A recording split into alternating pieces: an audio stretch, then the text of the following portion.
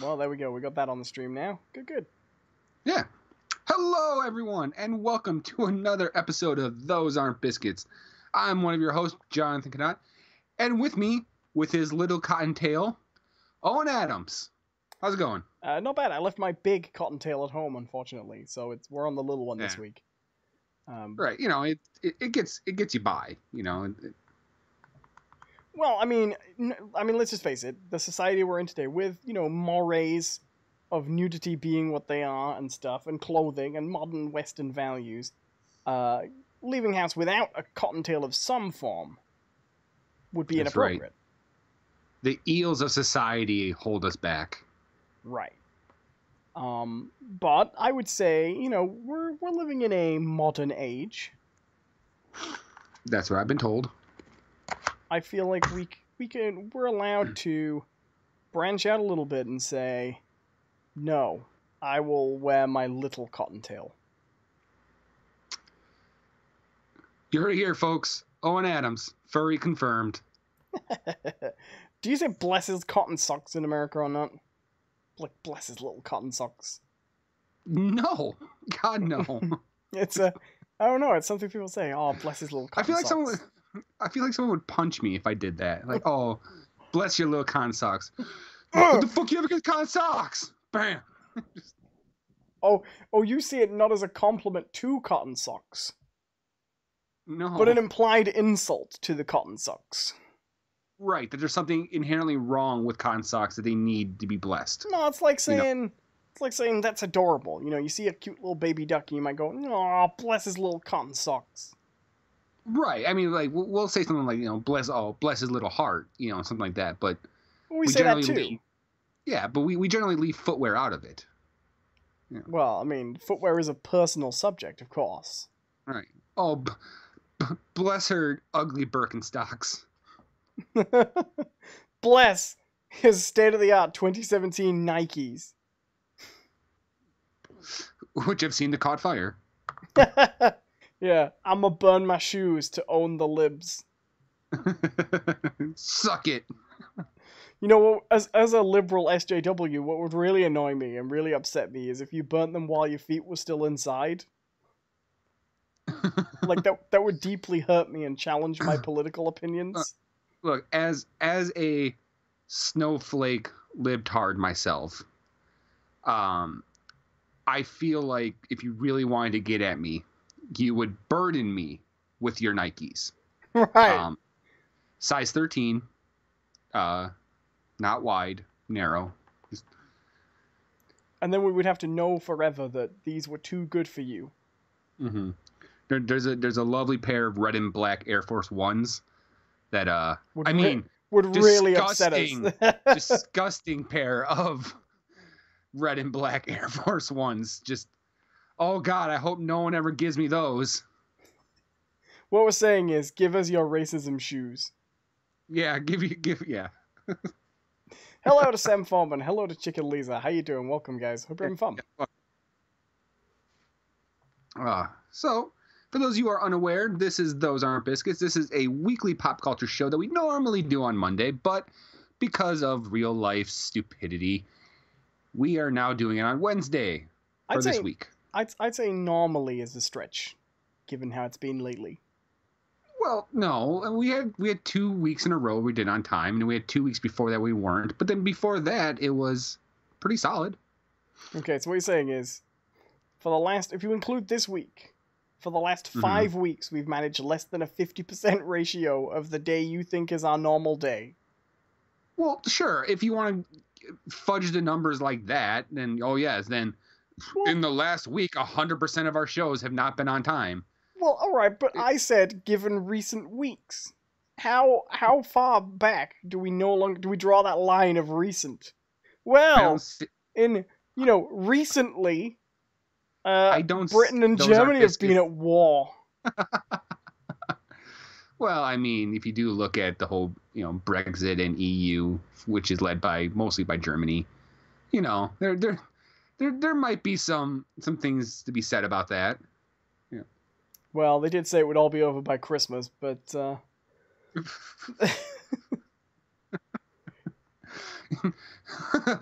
Theresa May and Merkel are going to have a soccer match in France on Christmas. Somehow I could say the Kaiser will still be to blame. I swear the marginal line's going to hold. Socking it there to the Kaiser with our state-of-the-art topical humor. The marginal line. Yeah. Suck it, Franz Ferdinand. We'll know when World War III will begin, by the way, when someone murders the band Franz Ferdinand. We're like, it has begun.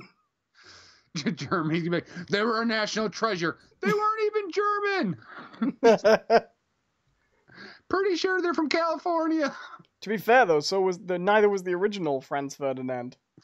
Fair enough. He was Austrian. Yeah, Germans just don't really care. Really, they have a fondness for Franz's. Well, the general, but not France. The general rumor is that when they found out that Austro-Hungary really, really, really wanted to go to war and expected Germany to fulfill the treaty, Germany's reaction was basically shit, because they couldn't really get out of it. But yeah, and when the assassin is questioned, like, why'd you do it? I took the song too literally. Take me out. All right. But the charge to revenge them was led on the front line on the opposing side by the Kaiser chiefs.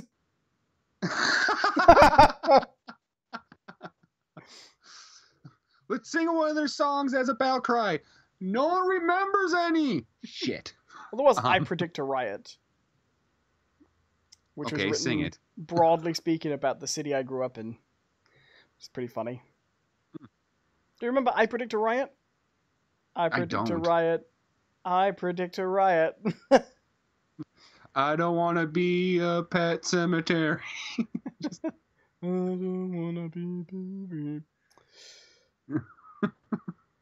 And then when he was writing that song, he was thinking one day the movie of which this song is based will be referenced in Justice League in an attempt to make the movie seem a bit like a Marvel movie. And then someone else in the band, Ramon B, will be like, yeah, but then one of our good songs will actually be in a Marvel movie, so... Ramon B. The alternate Ramon.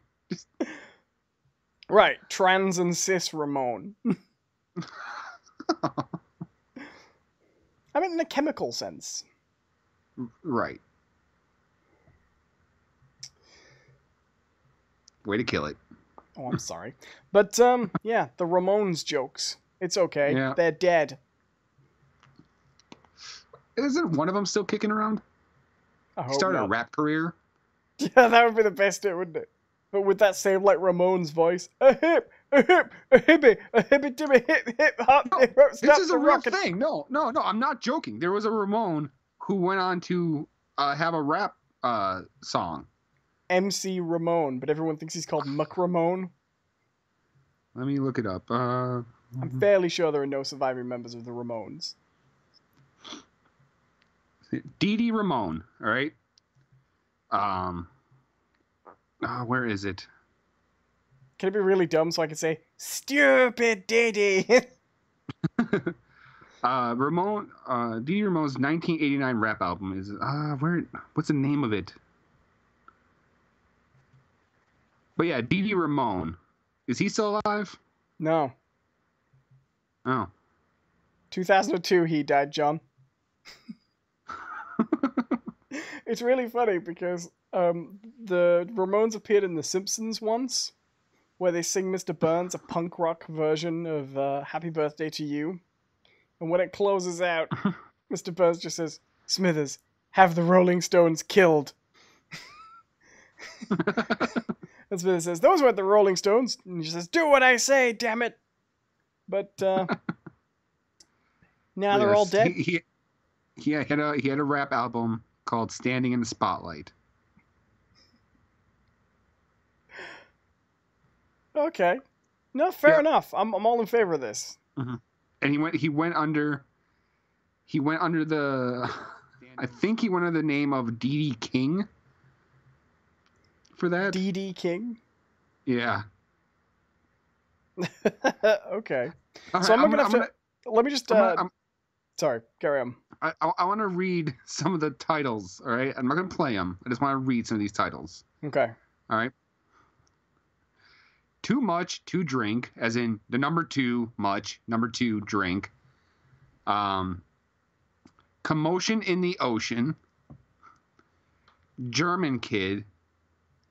And then my favorite, Mashed Potato Time. Do you think that last one was kind of an accident? Like, yeah. It's the first. That's actually the first one on the album. It's the first track on the album is Mashed Potato Time. Mashed Potato Time. Any connection to the dance, the mashed potato? I don't know. Let's find out. You gonna play it? I'm gonna play a clip.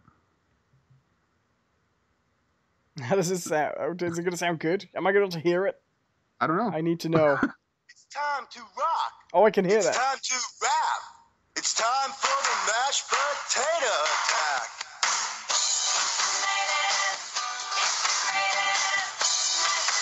Oh my god, it is the mashed potato. Well, I drive a Mercedes. I like to impress the ladies and knock out. Did he release this under the name D.D. Ramone? D.D. King. D.D. King. Yeah. Not to be confused with B.B. King, who is talented. Well, did you ever hear B.B. King's rap album? Is that a joke? Please be a joke. It was called Dia B.B. King. Oh, no! No! Oh, the king was a saint!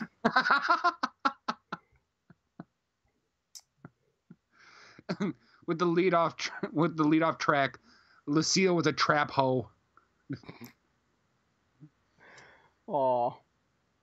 Poor Lucille. What do you think she's doing now? She's already been chopped up for firewood. Oh, that wouldn't surprise me. Did you hear, like, after B.B. King's estate, his, like, many kids? This is an interesting story. Like, so B.B. King... His many kids. B.B. King had tons and tons and tons of kids, right? Because every time he toured around a lot as a young man, playing music. Right. And every time some woman came to him and said, many years ago, you visited this town and we spent a night together, B.B. King, and this is your child. He just accepted them into his family. He was like, all right. He never disputed it. And then years later, he found out that he had... like the fuck. Years later, he found out he had like a sperm count so low it was highly unlikely he could conceive children.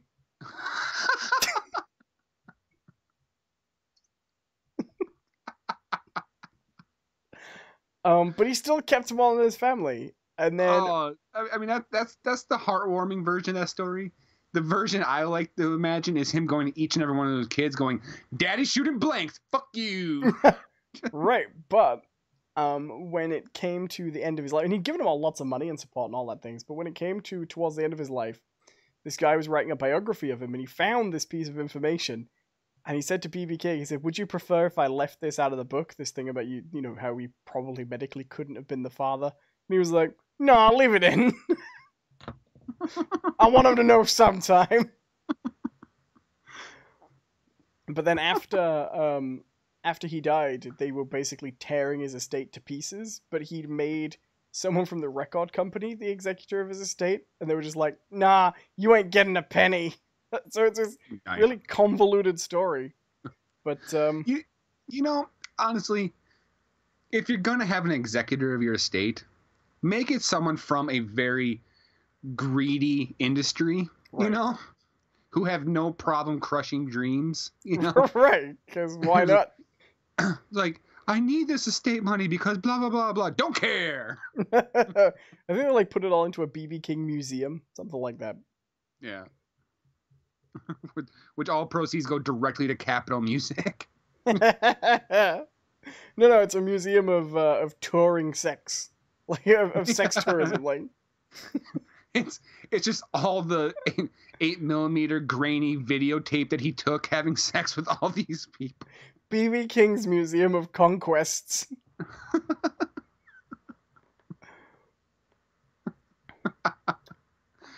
Oh, who is the? But every time he finishes, there's just the sound piped in of like dry air, of like.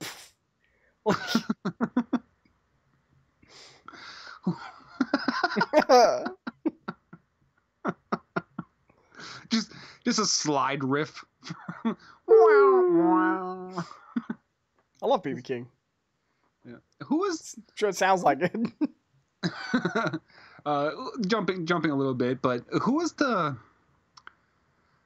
There was a guy who, was it the same guy who did the Gong Show who got inadvertently involved with the CIA, but he also like accidentally pioneered the beginning of like home porn, like home video pornography.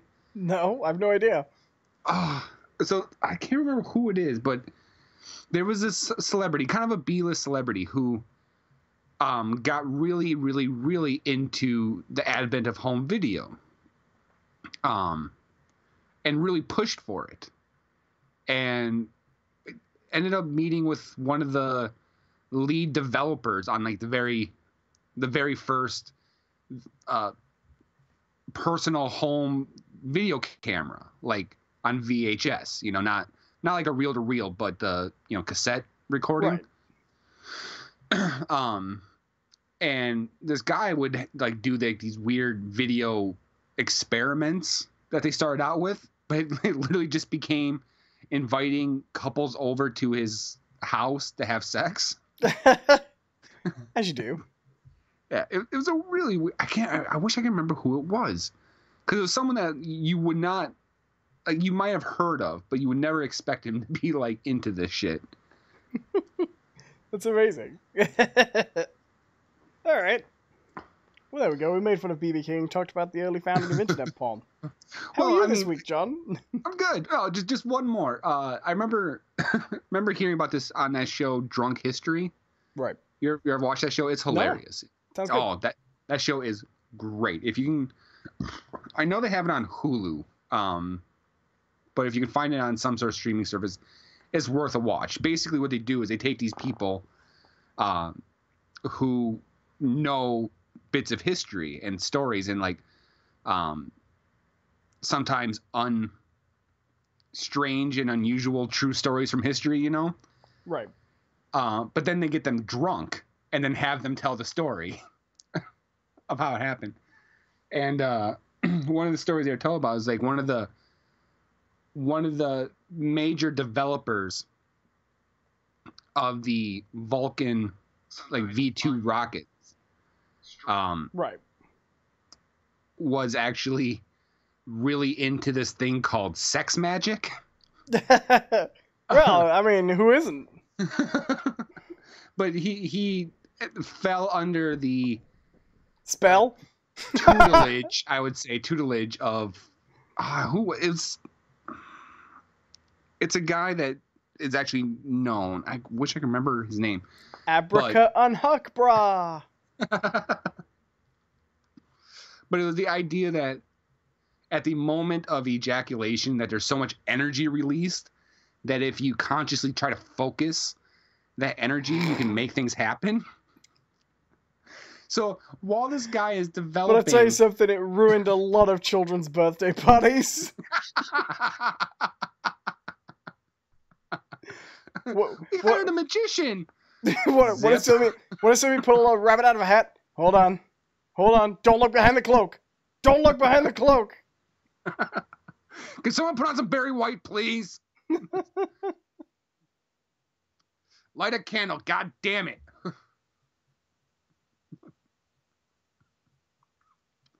But yeah, one of the pioneers of rocketry was a sex fiend who believed in magic. Wouldn't it be really sad, though, if all, like, modern human science, if you've been right? And all modern human science was the result of one really, really great night where he'd managed to make like so much stuff happen. And when it finally wears off, we'll be like, well, we thought we understood this fuel trajectory, you know? And some crazy man will come forward and be like, no, it was all sex magic. Because he's Russian. He's Russian in this version for some strange reason. And who do we go to save us? Grant Morrison.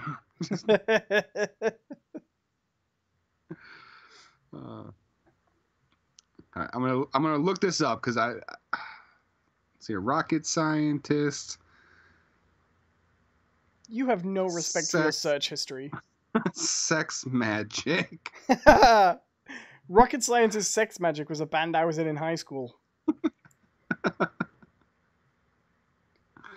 I'm just pitching that guy from Daria. Do you remember? We're Mystic Spiral, but we're thinking of changing our name to Rocket Scientist Sex Magic.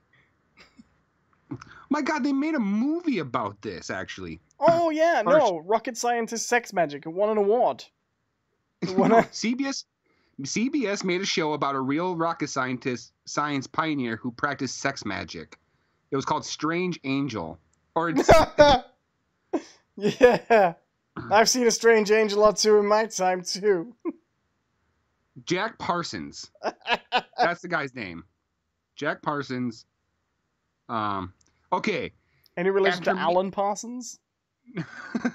No, but I heard they had a project together. Is that what they called it now? That's what they used to call it in those days when they couldn't be open safely. Having a project.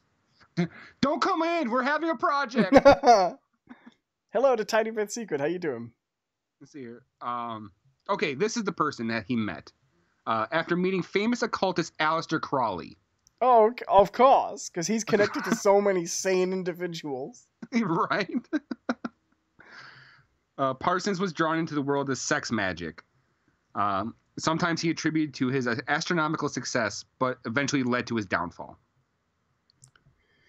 Do you know what's really weird about this? What's that? This is not the only relatively successful scientist who got caught up with the idea of weird sex magic science. Because I read this book by... A lot of people like the Red Hot Chili Peppers. I read this book by this guy whose dad was a psychoanalyst called Wilhelm Reich, who went on to completely lose his mind and become convinced that all sort of science and spirituality in the universe came from this energy that he called orgon energy, that was the energy produced during orgasm, right? Real creative name, too. Right, and he believed that it came from all things and was in all powers, and he would build, like... He got shut down by the US government and put in jail because he kept trying to sell these boxes that you put people in that would channel this energy from the environment to heal them. So he's just trying to have a sex in a box. Got it. Well, what's weird is, like, the overall, like... he was very, very, very preoccupied with the fact that this energy was the energy that was to do with sex and life. But a lot of stuff, like he invented this machine to get rid of clouds, and it was just, like, trumpets pointed at the sky with a ground into the soil near some running water, because he believed that would, like, drain the energy from the clouds. He's really fascinating. The book is actually really good. It's called, I think it's called, oh god, what was his book called? Kate Bush actually did the song Cloud Busting based on the book. And his son was called Peter Reich, and I wish I could remember what the book was called. But if you can find it, I'm going to look up what this book was called. If you can find it, the book is actually really good, because the book isn't about necessarily the guy and his science. It's about his son, who is about 8 years old, or even younger, 5-6 years old when the book begins. It's called A Book of Dreams, there we go, by Peter Reich. And it's this weird memoir of a kid being raised up with this dad who he loves his dad really a lot, and his dad loves him, and they're really close. They have this really close, tight bond relationship. But his dad's this real wacky scientific crackpot who's being shut down by the government, but believes that the government are coming to take him away because they basically possess the secret to the most powerful force in the universe. So they live in this little compound, and they have these adventures, basically. And it's really great. And then his dad gets taken away, and his dad dies in prison. And then he has to grow up in boarding school and stuff, basically believing that his dad went to prison, possessing the secret to saving mankind. But it's a really good book. But he was also a wacky sex energy scientist. So yeah. Do you think that comes from them, like okay, so there's always that stigma, right, with like nerdy science guys, you know, where, you know, they probably didn't get laid a lot in high school. Like I'm saying it's a stereotype, okay? I'm not saying it's true. But I imagine that stereotype comes from something. Maybe. So do you think that maybe these scientists were really into like sex magic? It's just a result of them just not getting any when they were younger? I think, to be honest, it's mostly like the Deepak Chopra thing. Do you know what I mean? I think for those guys, it was just an early version of kind of this new age thing. Where people come along and say things like, well, everything's fundamentally energy, therefore like sex is energy too, therefore there's a kind of energy that must do things, right? And it's just nonsense, you know. I think there's a borderline of, with something that I'm not a big fan of Bill Maher, but one of the things that I like that Bill Maher did, he did a bit once that was like one of the things you have to really be careful of in society is the very smart, stupid person. And it's something that's really stuck with me, which is you do get a lot of people who are very smart and know a lot of things, but their actual intelligence can make them vulnerable for also believing the stupidest things. Right. And I think it's that, really, you know, particularly when you're on the cusp of very good science, you know? I think it might have to do a little bit with ego in a weird way. Right. Because you see this a lot with really smart people, scientists, just general geniuses, I guess. I mean, the perfect example is right now Elon Musk, right? Perfect example. These people who are smart and they're innovative and they have really good thoughts, they also have these egos about them. And I feel like they search for the next level of understanding of something that will put them above other people. So it's like, you know, oh, no one else has caught on to the fact if I, you know, jerk it in the closet, you know, I'm going to create an atom bomb, you know? Like, well, I mean, the great example with Elon Musk is this thing of him calling this rescue diver a pedophile. He thinks that this is an example of him being very clever, noticing that Thailand is a country that is famous for sex tourism in a lot of really shady ways. I would say. and this guy is English and lives in Thailand. Therefore, despite the fact that he's got no evidence, he knows these two things and he's really smart. So the first thing he thinks of must be, you know, not him being clouded by anger, but must be an example of him being correct. Do you know what I mean? Right. And it's exactly the same thing, really. And that's, if you look at Wilhelm Reich's book, it's the same thing with him. The first thing he thinks of must be the right explanation. You know? I think it's something you see a lot in fields where you can get really, really far by talking bollocks, just writing it well. Because a lot of Elon Musk's success comes not from his achievements, which he's done some great achievements, but from writing about the future, you know? And the simple fact is, you don't actually have to be as qualified or as successful as Elon Musk to write the things he has written about our priorities in the future. Do you know what I mean? Mm-hmm. Anyone can write that, because you don't have to be right. Right. Well, and there's also an idea of like innovation as opposed to scientific achievement. Right. Like innovation, by definition, doesn't necessarily require a grounding in anything else. Right. Right. So like to be innovative does not necessarily mean to be a scientific genius. You just kind of have to figure it out first. Right. And often it's also not innovation too. Like there's a lot of innovation that isn't innovation. Like my favorite thread is my favorite little Twitter hashtag. I wish I could remember what it is right now, but it's a thread of people talking about radical entrepreneur Silicon Valley tech companies inventing things that already exist. Like when Elon Musk proposed his big public transport thing for the future, and it was just a bus that ran through a series of like. Did you see this? The Hyperloop? No, he was it? No, he was suggesting like a high tech futuristic public transport system he was going to invent, right? Mm-hmm. Was it the Hyperloop? I don't know. Maybe we're not talking about the same thing, but it was a bus, right, that runs underground like a subway on an electric car.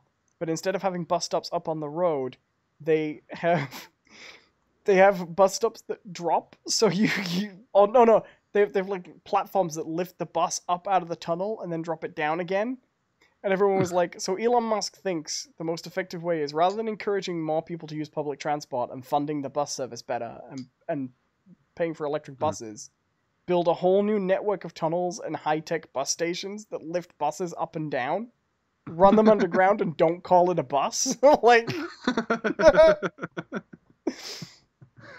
No, we must be talking about something else. Because like the Hyperloop is that thing where it would be like a train in a vacuum that would allow the train to travel at incredibly high speeds with very little energy because there'd be no resistance.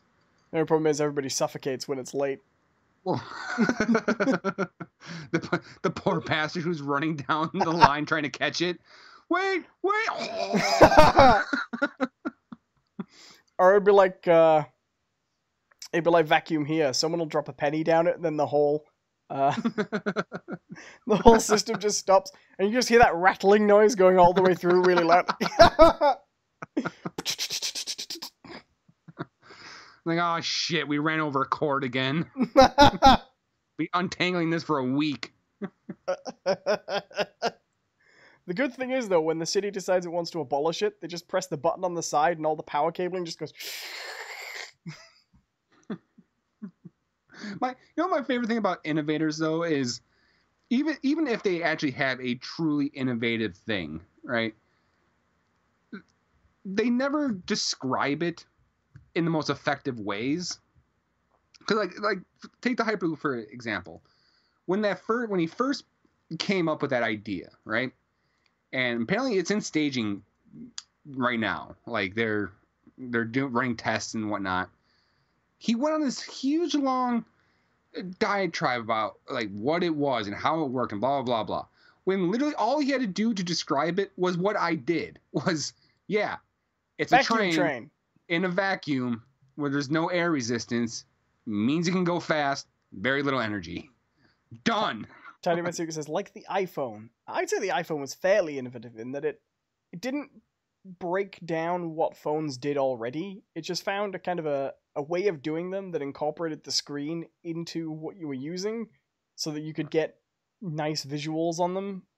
Do you know what I mean? Like, yeah, but we had like touchpad into. Oh, sure, but I think what the iPhone did for that was build a good operating system around a touchscreen.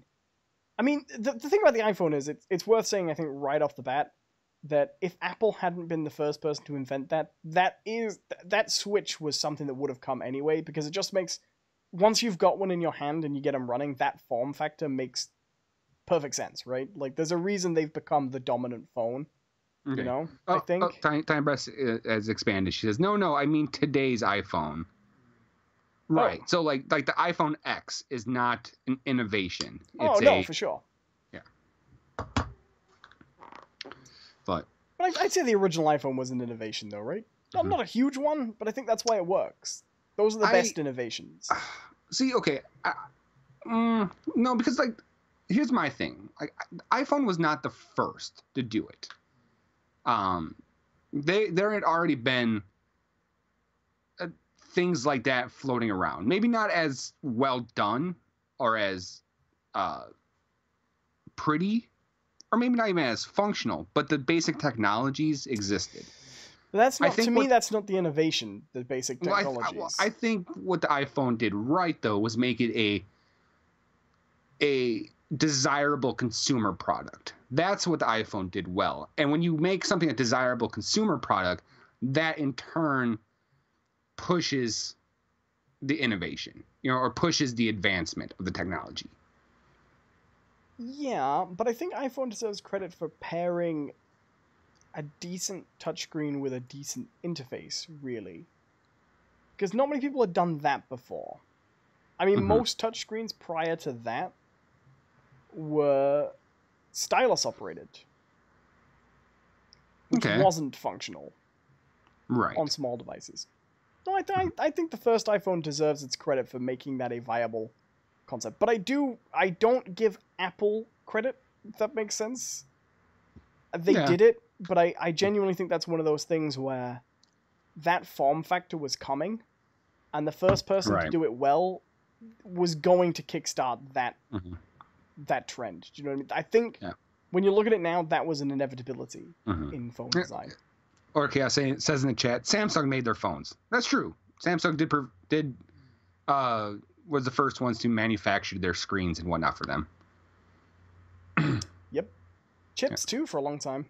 Yeah. When Samsung made some chips. Mm-hmm. I don't. So welcome to our pop culture though. stream. You're the one who started talking about innovators and Elon Musk. Yeah. No. But we don't talk about Muskrat here. Because there's a big thing that me and Owen both got to enjoy this week. Should we just get into it? Wait, are we back on sex energy? You know it. So I crafted a crazy spell last weekend. Oh man! Do not disturb side of the door. You just hear Expelliarmus.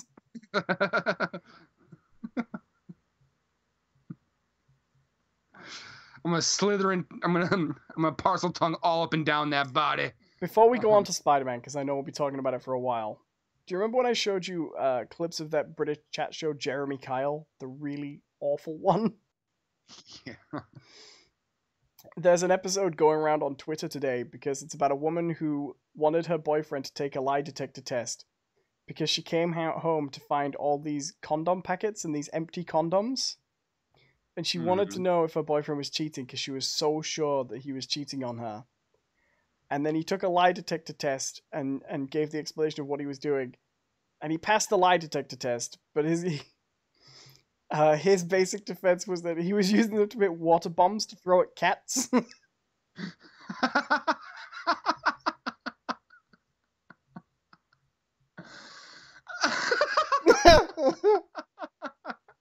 Which really made me laugh. Oh, you know what? I'm going for it. He should have just said, look, I was using the condoms to make pussies wet. Yeah, well done. All right, so we have an option here, okay? We can go right into Spider-Man, or I was sent a quiz that refers back to last week's episode. Oh yeah? Yeah.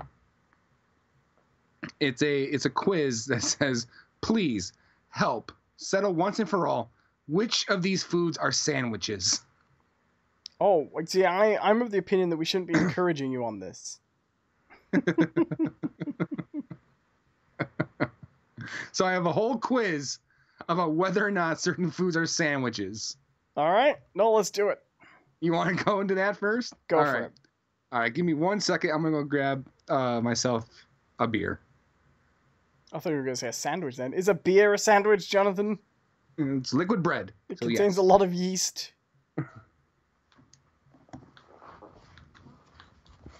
Oh, now I want beer. I don't keep beer in the house because I'm not an alcoholic, but, I don't know. Something about speaking to you makes me need alcohol.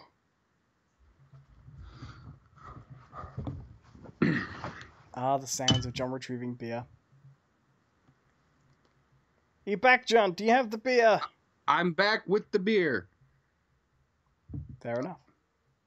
This week's podcast is not sponsored by Stella Artois, but my liver is. Sponsored by, as opposed to destroyed by. It sounds better in court. Sir, do you have a drinking problem? I'm sponsored. Go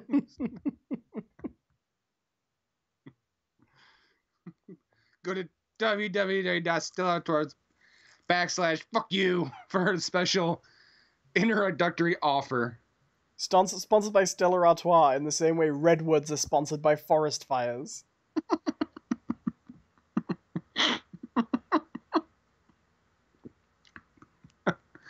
All right.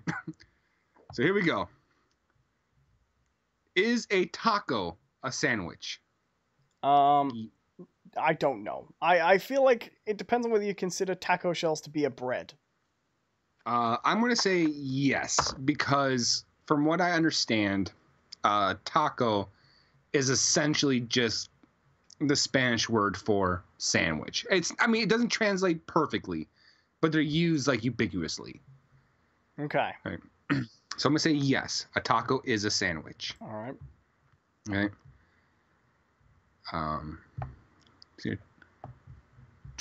Does it have to Moving be on. a sloppy taco? They're my favorite kind. So, yes. You're a terrible person. Wow. 93%.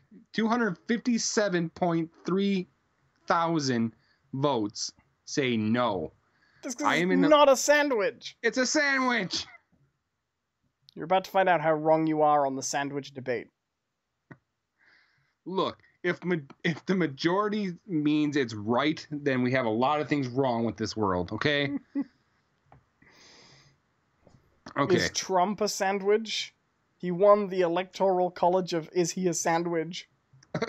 Right. If people can elect a president without a majority, I can claim a sandwich without one. Yeah, but the question is your sandwich going to bring about the end of the human race? It's the ultimate sandwich. Is that your answer? I'm sorry, but that's not a denial. That worries me. You leave my depleted uranium sandwich alone. I was going to say, you've never had a delicious plutonium sandwich on marble rye? Just... With a glass of heavy water? All right. 2.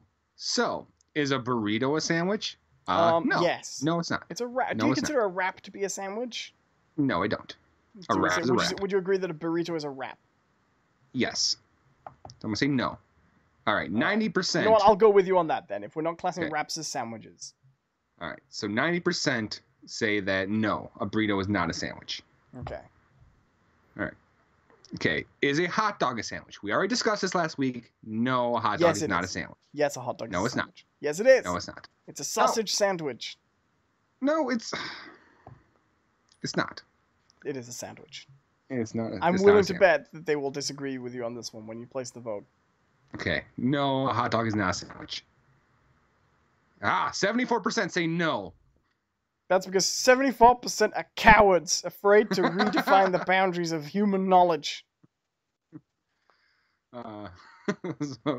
Okay. Is a hamburger a sandwich? Yes. Yes. Yes. A hamburger is a sandwich. 59% say yes. Okay. All right. Moving on. Oh, this is actually a good one. All right. Because I was actually just thinking about this. Is a gyro a sandwich? Ooh, no. I'm going to say yes. I'm going to say Oh, yes. come on. It's a pizza pocket. That's not a sandwich. I'm going to say yes on this one. For this, because you're a contrarian prick. That's why. No, because it's the same sort of thing as a taco. It's the same shape and consistency. All right. I will grant you consistency, but I disagree. Yes. Oh, 75% say no. That's right. Majority rules. Suck it, John. Hello, Sinister Minister. How you doing? Tiny Bit Secret says, additional topic for the chat. Should I go to the Disney karaoke next week? Yeah, do it. Yeah, absolutely. Yeah. But only if you do the song from Mulan, I'm gonna make you a man. I'm gonna make a man out of you. I'm gonna make you a man. Isn't that from the Rocky Horror Picture Show? I One can and the same, make really. you a man. Okay, says no. If a hot dog isn't, then you can't have it both ways. Agreed. Yeah, but Owen said yes to a hot dog. Well, okay, but no, because hot dog is at least bread, like proper substantial bread, a Are you round meat. Are you suggesting that pita is not a bread? No, it's a society for the ethical treatment of animals. I don't know why they're always going around with kebab meat, but they should learn to deal with the grease. You know, honestly, PETA would be people for the unethical treatment of terrible animals. You suck, dog. People interested in terrible animals. I've enrolled a snapping turtle in a pyramid scheme. People inundated with terrible animals. These tarantulas are terrible.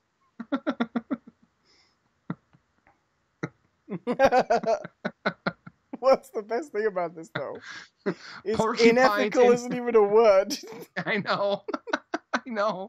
As soon as I said, I'm like, wait, that's unethical. Shit. You're looking for puta.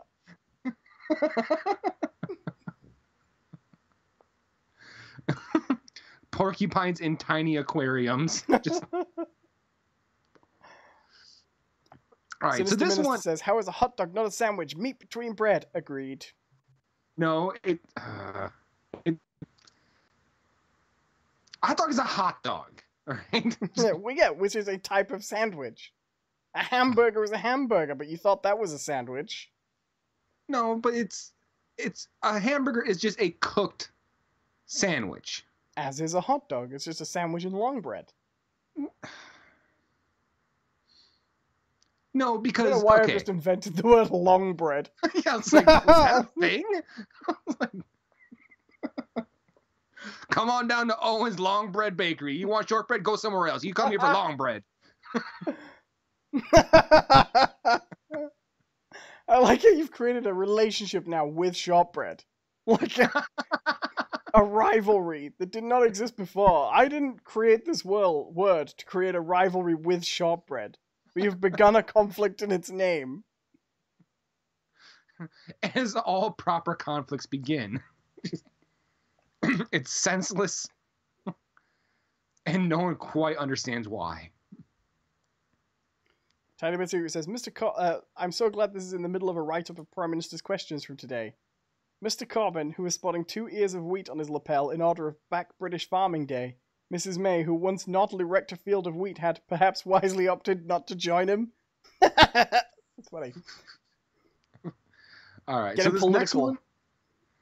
This one I am not quite sure on, because I don't think I've ever had one. Okay. Is a lobster roll a sandwich? Shall I Google what a lobster roll is? Well, I'm looking at a picture, and I'm going to probably say yes. Isn't that like a puff, though? What I'm looking at looks like a bunch of lobster and cheese on a hoagie. That's what I'm looking at right now. Oh, what? No, fuck you. That's just a hot dog. That's a lobster hot dog, my friend. If that counts, the hot dog counts. If the lobster roll counts, the hot dog is in, sir. All right, you know what? Here's the funny thing about the hot dog, all right? So you don't know it's a sandwich?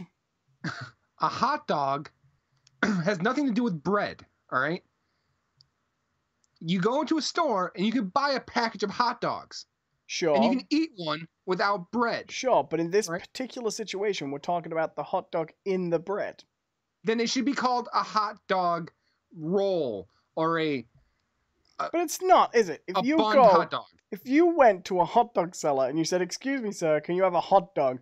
and you put out your hands and he handed you, fresh from the boiling water, a scalding hot sausage, burning your hands, and then poured mustard and ketchup all over your bare hands, would you happily munch away with your scalded peeling skin, mustard infused, ketchupy fingers, would you go away and just eat that sausage with no bread? Or would Yeah, you but say, you know- no, you have given me an incomplete hot dog? Yeah, but you know what else you would get a weird look about? If I went to a hot dog vendor and went, can you give me a hot dog sandwich? He's going to be like, what the fuck are you talking about? Leave. Okay, and what if you went to McDonald's and says, can I have a hamburger sandwich? They'll probably give me a hamburger. In fact, they sell a hamburger sandwich. It's called the Big Mac. It's 3 pieces of bread. 1 piece of bread is unnecessary in that fucking sandwich. All right?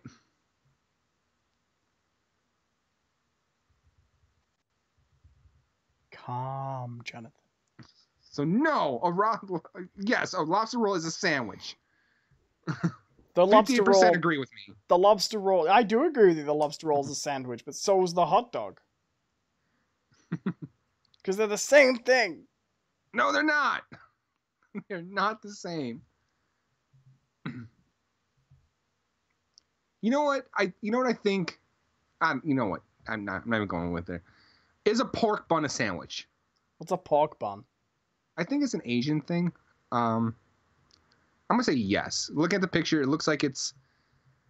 No, not really. I don't know. No. Oh, this doesn't look like a sandwich at all. This looks like a dumpling. Yeah. No. I'm gonna say no. No, it's not a sandwich. Not Yeah, all filled bread is sandwiches. Particularly if it's... I'll tell you something where I will definitely... Particularly if it's a hot dog. Well, I will tell you where I will definitely draw the line. If an integral part of the cooking process is that you cook the two things together, no. Like, I Okay. would consider, like a... Do you get, like, cheese toasties, you know? Like your... Like your grilled cheese. I might consider that a sandwich. But not something where you inherently cook the bread around the meat, you know? From scratch. None of those things are sandwiches, you know? Like a donut. That's not a sandwich. Still with us, John? Okay. Yeah, I'm with you. All right, moving on. Is avocado toast a sandwich? No. No. No, it's just something on toast. Yeah, it's an hors d'oeuvre. Yeah, 71 agree. I think that's technically called gross.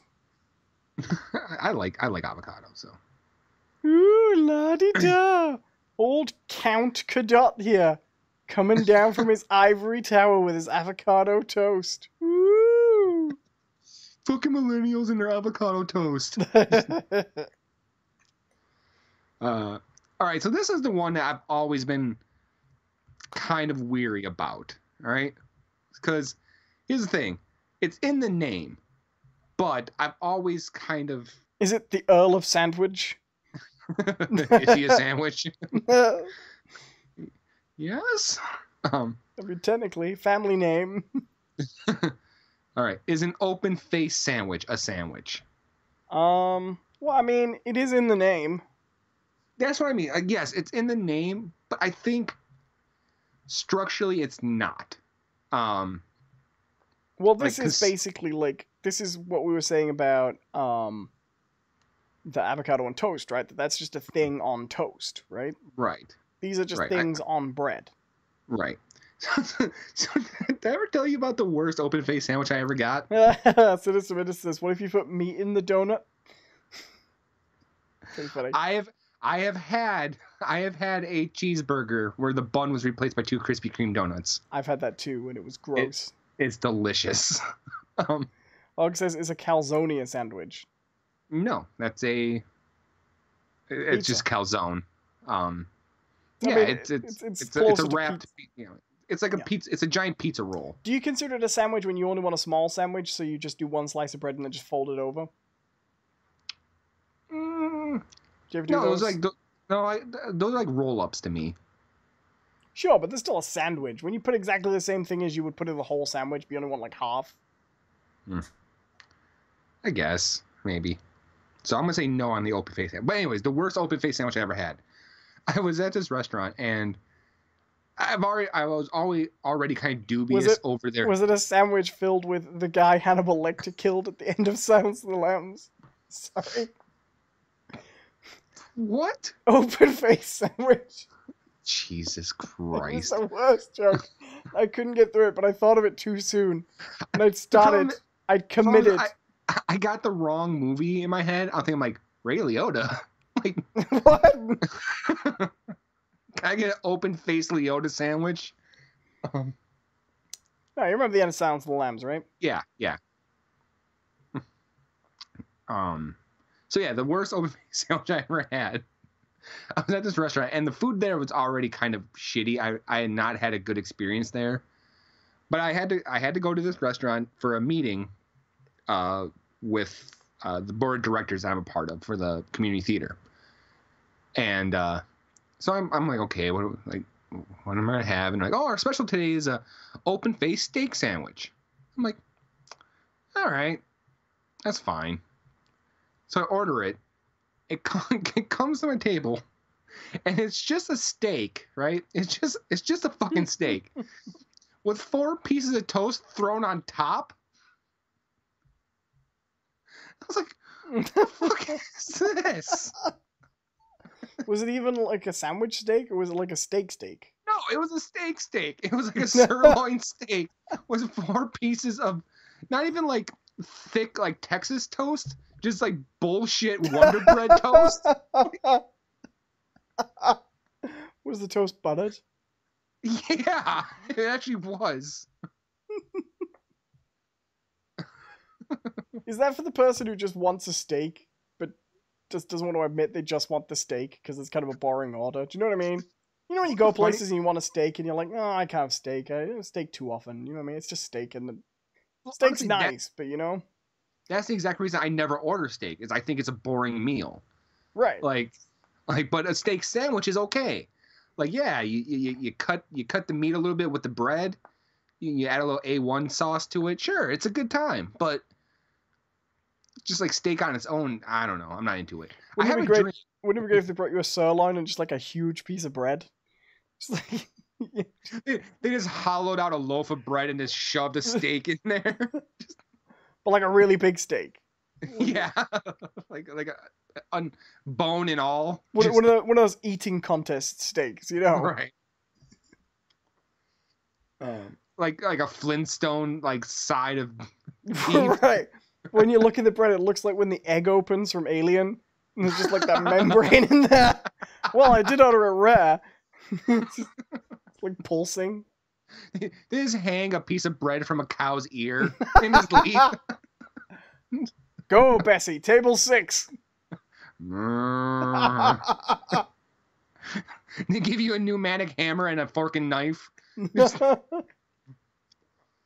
just picturing you leaving the restaurant covered in blood. Just like... crying. I don't like steak anymore. Was it good? It was delicious.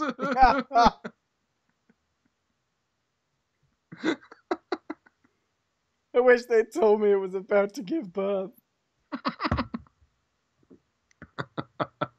They charged me more for the I was meal. gonna say, they charged you for 3 extra steaks. Like, I know cows don't have litters, but the joke was funny with 3.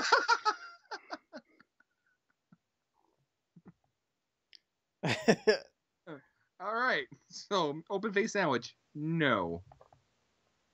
54% say yes. I guess, it's in the name. Okay, this is another one I don't really know what it isn't arepa a sandwich? Well, I don't think I know what a arepa is off the top of my head. Arepa. Arepa. This looks to me like, what, a muffin? Oh, yeah. Maybe. Well, it depends. Yeah, I'm gonna say yes. I'm gonna say yes. That's a sandwich. I mean, I'm looking at it. It does just look like a sandwich made from, like a English muffin. Yeah, just a sandwich made from little bread. Yeah. Yes. 52 say no. You know what? They're just going by whether sandwich is in the name or not. Right. All right. Well, here it is. Is a wrap a sandwich? No. We've already said that wrap is its own thing. So no. 70% agree.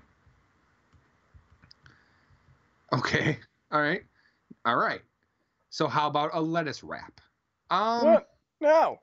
No. I'm gonna say no. And the thing is, I've had the burger without the bread. Instead, they wrap it in lettuce as like a low carb option. I have had that before, but I wouldn't say that's a sandwich.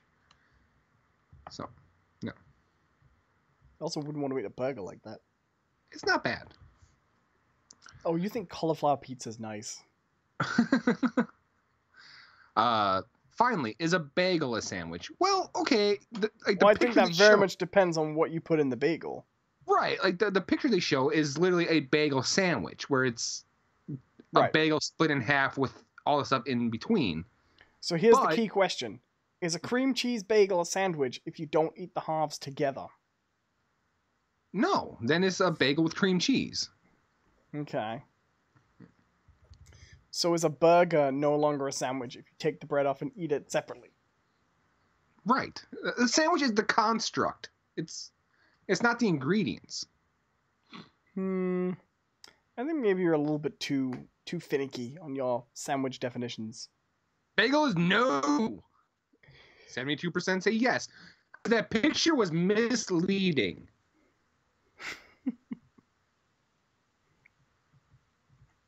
So there we go. No, I would agree. Like, a bagel is a type of bread. Right. You could make a sandwich out of a bagel. Mm-hmm. Like, you could make a sandwich out of a pizza as well. If you put something else in between it and had, like, a pizza sandwich, you know? Right. I mean, if you're KFC, you can make a sandwich out of 2 pieces of chicken. Where's the double down, right, that has chicken filling? That's my distressing thing about the double down. Like, I wouldn't have a cheese and barbecue sauce sandwich in bread. You know what I mean? Right. But I would have a chicken sandwich in bread. So what you want is the double down, which is just 3 pieces of chicken? Right. No barbecue sauce. No cheese.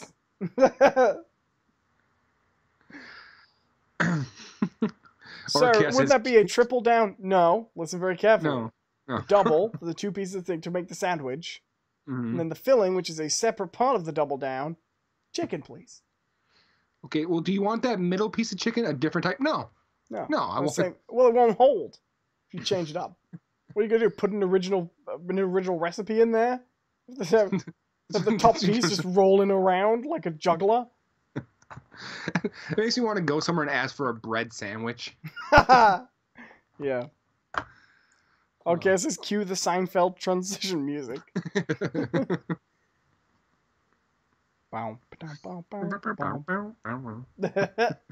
Actually, not too far off from our actual transition music. We haven't done that in about 4 years, though. Yeah.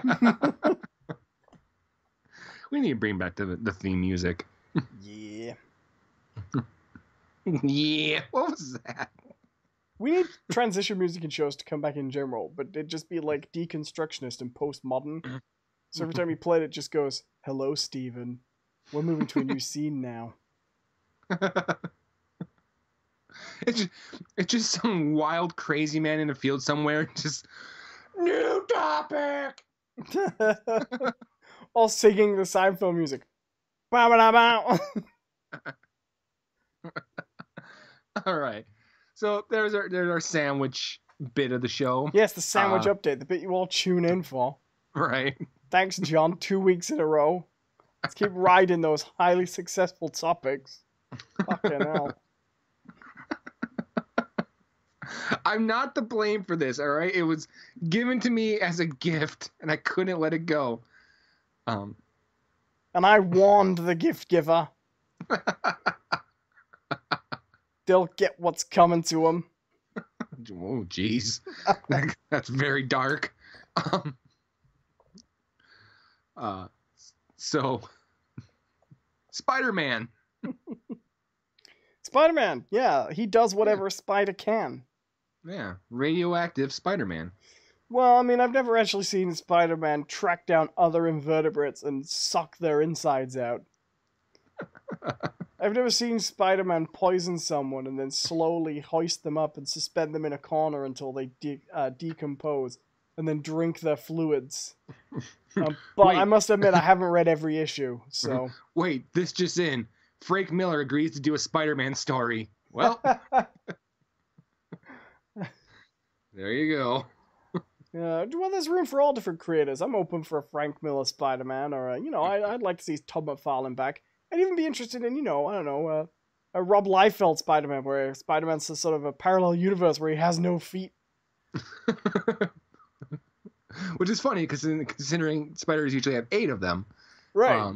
Yeah. But that's 8 more to draw for Rob Liefeld. But he will invent the new gadget, the spider pouch. All 50 of them. Did you see that picture going around Twitter where it was like 90s comics? And it was just that action hero who was just all made up of pouches. Like every part of his body was pouches. And his head was like a little pouch. No. It was great. See, I would like the other version of that where it's just one giant pouch. You know? Just no legs. No. It looks like Tofu from Resident Evil 2.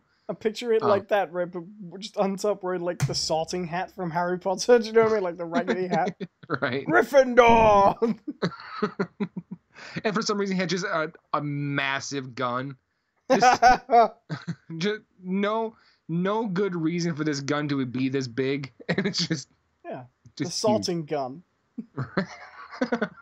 Sorts you out between alive and dead. Ravenclaw. Dirt. Run. Yeah.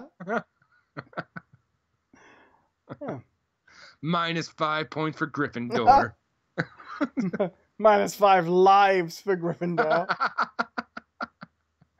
Same thing in my world. If Harry Potter had been a franchise from the 80s and they'd rebooted it in the 90s, Harry Potter would basically have been 8 foot tall. He'd have had a tattoo, long hair, and like a soul patch. You know? Hermione would basically be naked with 2 pasties. Right. and nerd glasses, but always down her nose at a jaunty angle with her hands on the side of her head, you know, like pushing the glasses up. Like characters from Outrun arcade machines. Her hair would be in a messy bun with 2 wands holding it together. And Ron would have a slight beer belly, wear a string vest, and work with computers in a shady back room. Always have like a cigarette in hand and a can of beer, you know? Yeah. A backwards trucker cap. Right. Dumbledore would be a pedophile. But some people would be okay with it. Yeah. Because it's the 90s. Right. Wasn't there actually a plot in Spawn? Like, one of the major characters in the early seasons of Spawn was like the senator's younger brother or nephew who was like a child killer. Do you remember that? No. When Spawn first launched, because Spawn's a really weird comic, and it launched in like the independent comic scene. So it's really, you have to remind people that there's an early issue of Spawn where Spawn goes to hell, and he goes to see all the souls that are unrescuable and all like trapped and forever and unsalvageable. And they're all superhero They're hands. all DC and Marvel Comics characters. Mm-hmm. And Cerberus was leading him. Yeah. They were pretty terrible, but they were so determined to be edgy. Right. And then they were all, my favorite thing about the Free Comics thing, the creator-owned characters, is that half the people who Todd McFarlane actually hired for the early years of Spawn ended up having to sue him to get the rights back for all the characters they'd created during their time on his books. Because the truth is, like, I get that creators should be fairly compensated for their work. When you build a shared universe like comics, you can't actually do it like that. Right. If you want to be able to continue the stories, you know? Mm-hmm. And that's why you can't get medieval Spawn toys anymore, because Neil Gaiman owns them. Oh, he owns that specific version of a Spawn? He invented medieval Spawn. And I think he invented, the character Peter Nichol played in the... Not Peter Nichol. The Nichol Williams played in Conglisias, whatever. Spawn. That guy. Satan. Him. Come get your throat cut. Right. That guy. Yeah. He invented that guy too. Cog. They always just called him Cog, didn't they? I think they called him Merlin from the movie Excalibur.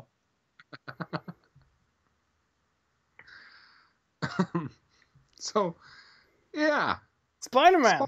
Spawn was weird. Spawn was weird. Yeah. I liked Spawn, but I was raised in the 90s, so I went through a period of liking those comics. I still have I have nostalgia for those the way people have nostalgia for the 1960s goofy Spider-Man cartoon, you know? Like, the funny thing about Spawn is that it had the same sort of uh trajectory as most like superheroes and comic characters have, but in a much shorter time frame. Right. Because what you had is like, okay, Todd McFarlane started the comic, grew a cult following, it got really, really big, and then he left the book, and other people took over, and then by like the end of that first initial run, because it went for pretty long before they finally like renumbered it. By the time it reached the end of that, you can tell that the fans of Spawn started taking over. Because like by the end of Spawn, he literally kicks God in the nuts. You know, like he kills both God and Satan, destroys the avatar of nature, and becomes that. He becomes literally the most powerful being to ever exist, and they like straight out say that. And then he got annoyed with his power, so he gave it all up. And it's like, oh, I get it. People who really like Spawn when they were younger are now writing Spawn. It's like what happened with Batman. Spawn is not good. No. I mean, he was so successful early on because he just happened to land at just the right time. When that was what people really wanted. But when you look at it, like, he breaks so many rules of superheroes. Like, his powers are poorly defined. Oh, yeah. The scope with which he operates in is poorly defined. Like, sometimes it seems like he can't even leave that alley. And sometimes he just can. Oh, yeah. The story's meandering. I mean, it's not a good comic.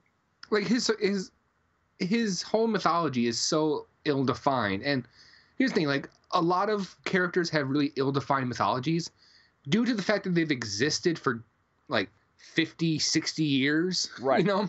And there's another thing, too. You can introduce a character into, say, a Spider-Man comic, and he can be a little bit ill-defined because within that comic, you only meet him from a certain perspective.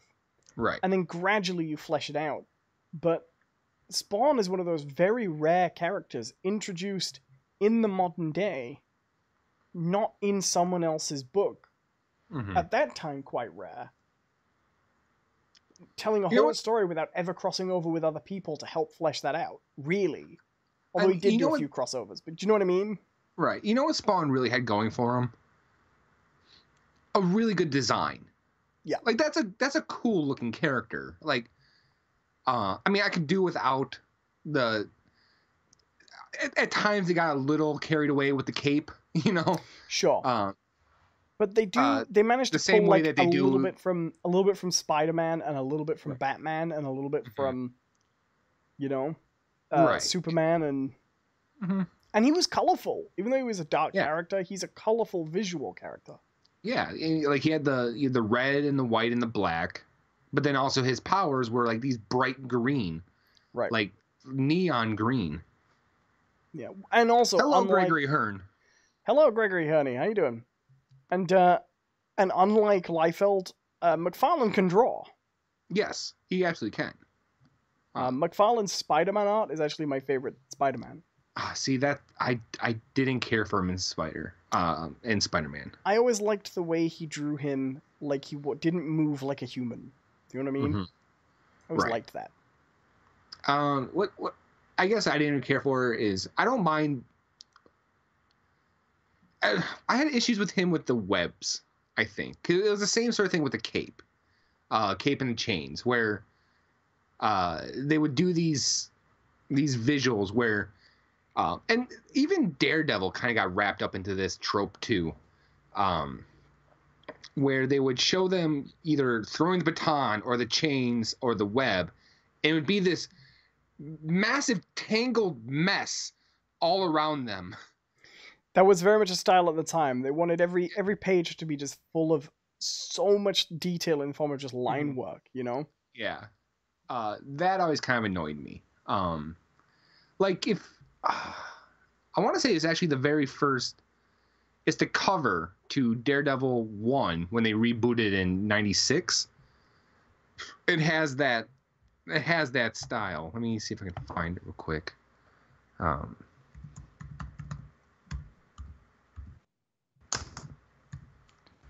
uh, Well, I can see what you mean. Daredevil 1, 1998. He's throwing the whip and it's just like all tingly, tangly around him. Yeah. That's what I mean. Like that sort of thing always annoyed me. I kind of love that.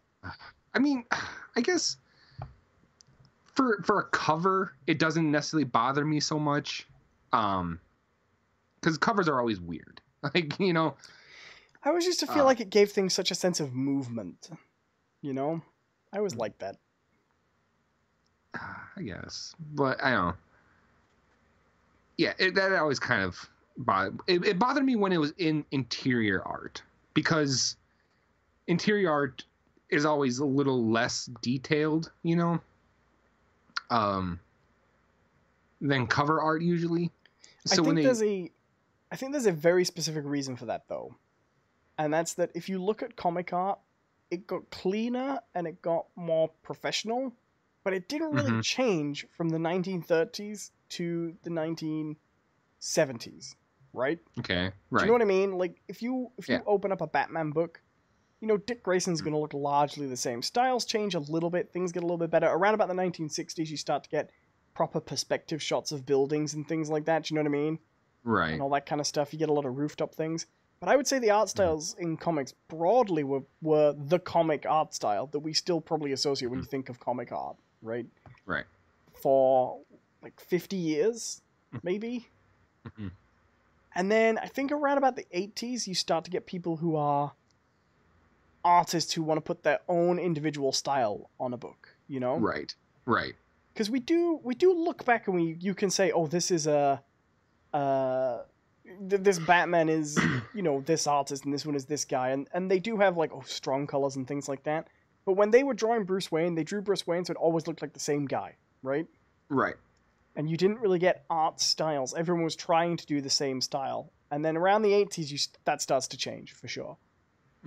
With people like Frank Miller, but you know, other people too. I'm terrible at remembering artists' names, so I'm going to suck at explaining this. But you do start to get more people, and then around about the 90s, it starts to get more and more extreme, right?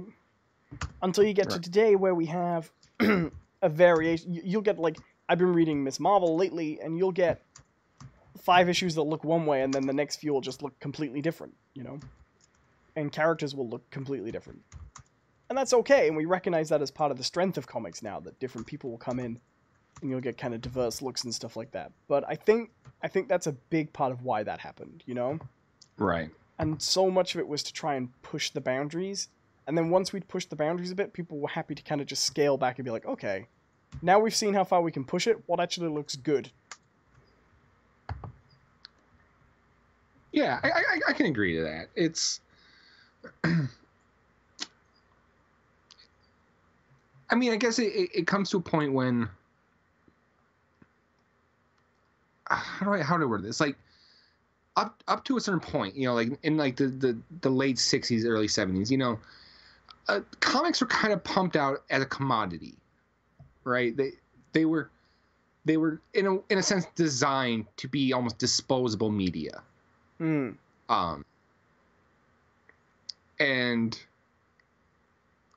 so the amount of effort, I would say, put into them, because as you can see the same artist drawing in one decade into another, and they're similar with little ticks here and there, but they almost look 100% different. Due to the amount of time that they would then spend on individual books rather than pumping out as many as they could. Right. You know, there was a time when artists for Marvel and DC were paid by page, you know, So you'd have the bullpen of these people just cranking out pages as fast as humanly possible to make their quota and get paid, you know. And then eventually the pay model transitioned into issue, and then arc, and then contract, you know. And rightly so. Mm-hmm. But yeah. Marvel Spider-Man. Yeah, Spider-Man. Can I detail you just one more time? Sure. If you actually Google Batman 423, you can actually see a really early sort of piece of Todd McFarlane's work in comics, because he did the cover, and it's such a Todd McFarlane piece. Batman 423. People at home, play along. Just Google Batman 423. You'll find the cover. It's actually a great piece of cover art, I think. But it's so completely Todd McFarlane. Oh, yeah. Oh, God. And I think that's a really good example of fine for a cover. You wouldn't want the interior to look like that. Right. I mean, when you talk about covers and interior, I mean, it's the classic thing of headline versus content of article, right? You want something that catches the eye. You want something that something that's going to draw people in. And whereas this book is apparently a story about Batman smuggling like gardening implements under his cape. So you know what's actually really funny about that cover is that McFarlane himself went on and mimicked it for a Spawn issue. Let's see here. It's Spawn. I can't read the. If I want to zoom in, it's Spawn 250. I want to say.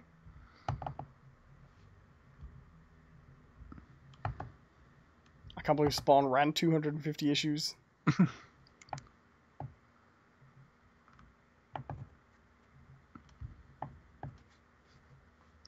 Or apparently Spawn 250 had variant covers. The problem is I have a really... Okay, here we go. 230. Sorry, I couldn't see it clearly. Spawn 230. Oh, it's clearly an intentional reference as well. Right, yeah, absolutely. I think that one's better, actually. Oh, yeah, because it's Spawn. And it's not Batman. For sure. But the bats are still on there. Well, you know. Probably still have the same back template. He just drew over it. They are almost identical. Where the bat placements are.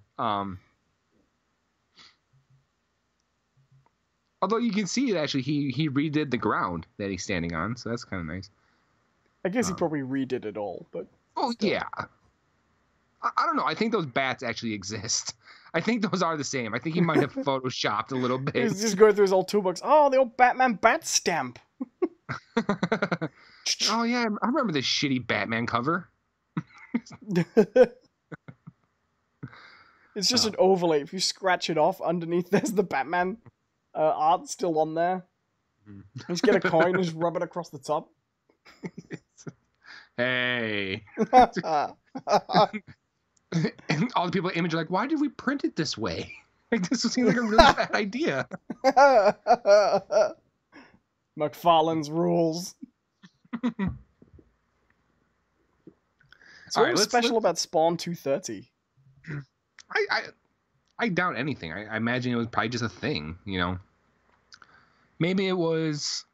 Well, no, it's not even... Do you realize that's not out yet? That's from October 2018, according to this. Oh, really? Actually, do you know what? It can't be. Oh, no. Okay, no, that's something else I'm looking at. April 2013. Yeah.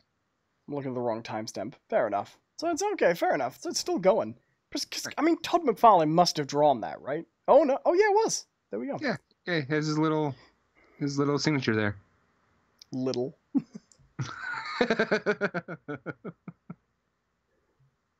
His in little comparison to the rest of the. his little blocked out high contrast signature. That is unavoidable to the eye. If you look at it under a microscope, it's got a full Todd McFarlane Toys catalog in there.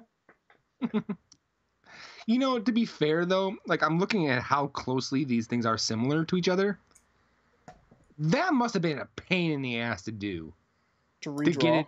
To get that close. Haven't you heard of know? tracing paper?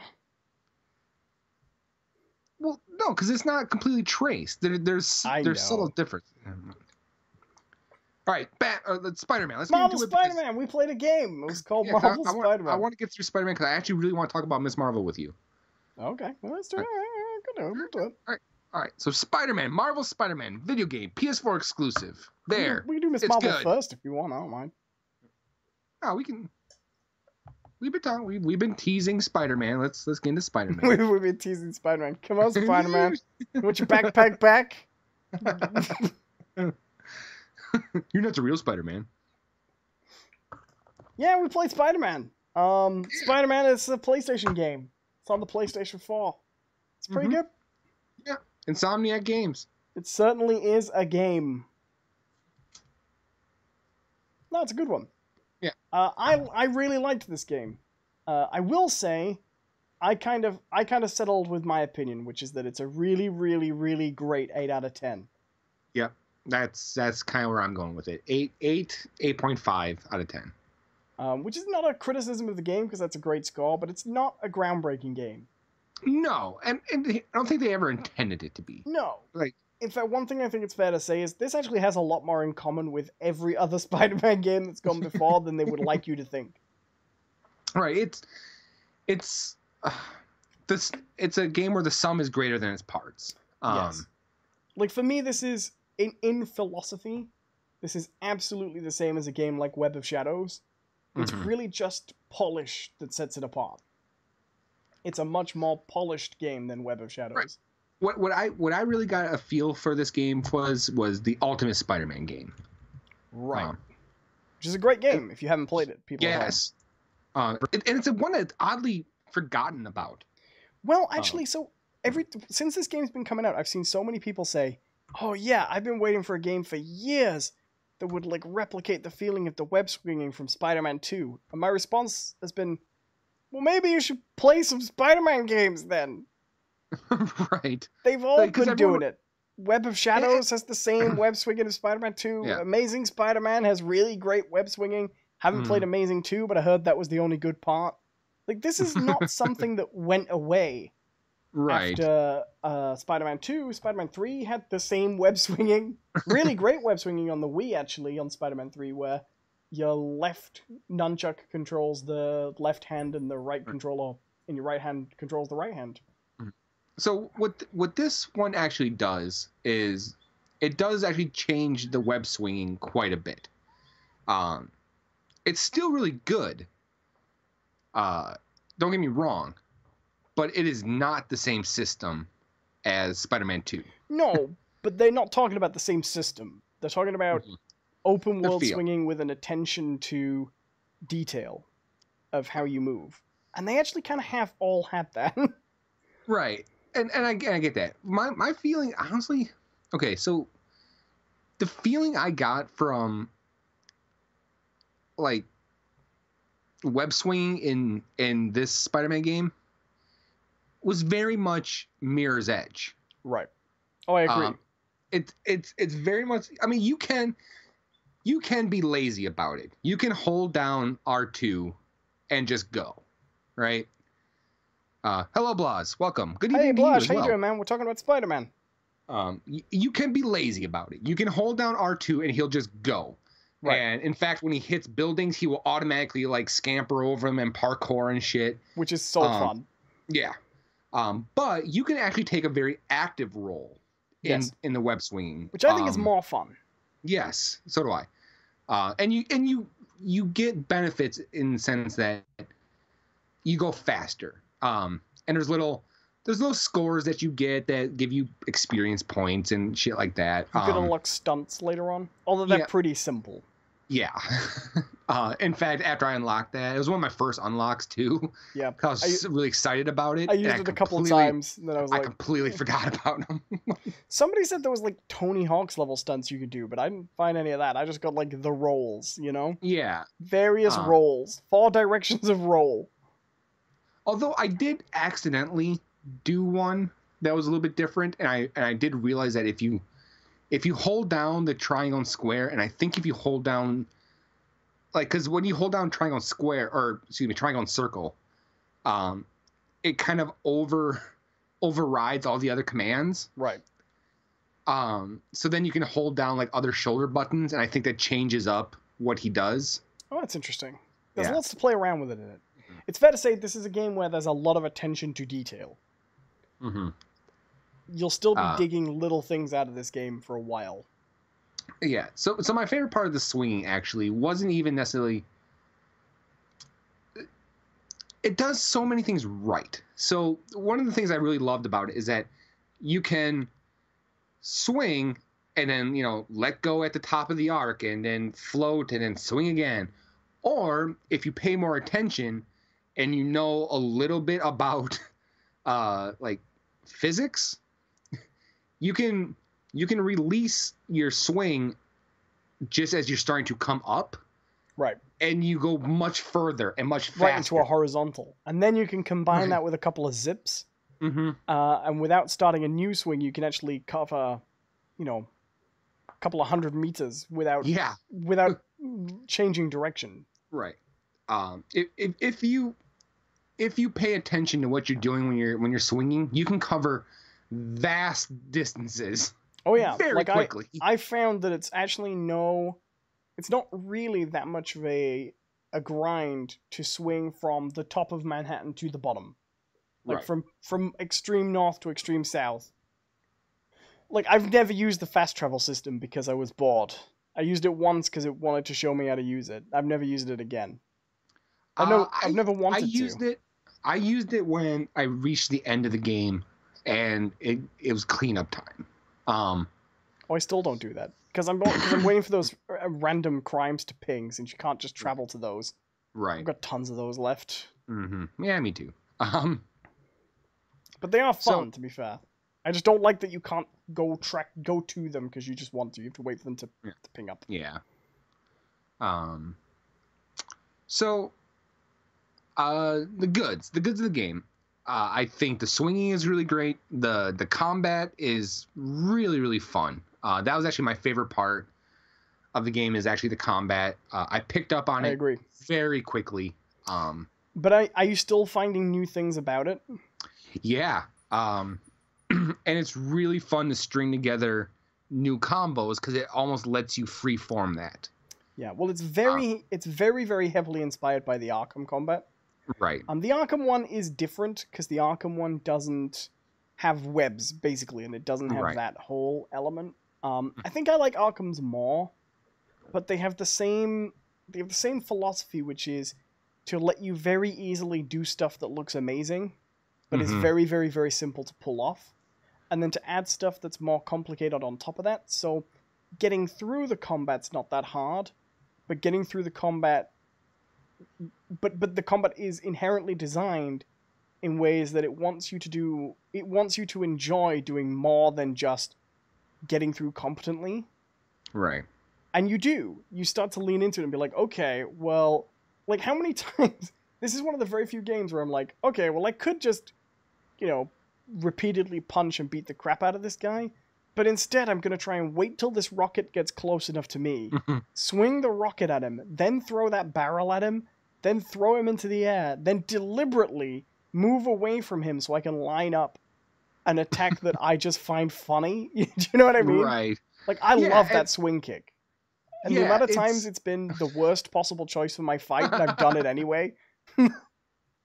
Well, and that's what I think, actually, I would put this combat above Arkham, is because, I mean, my experience with the Arkham games is far less than yours.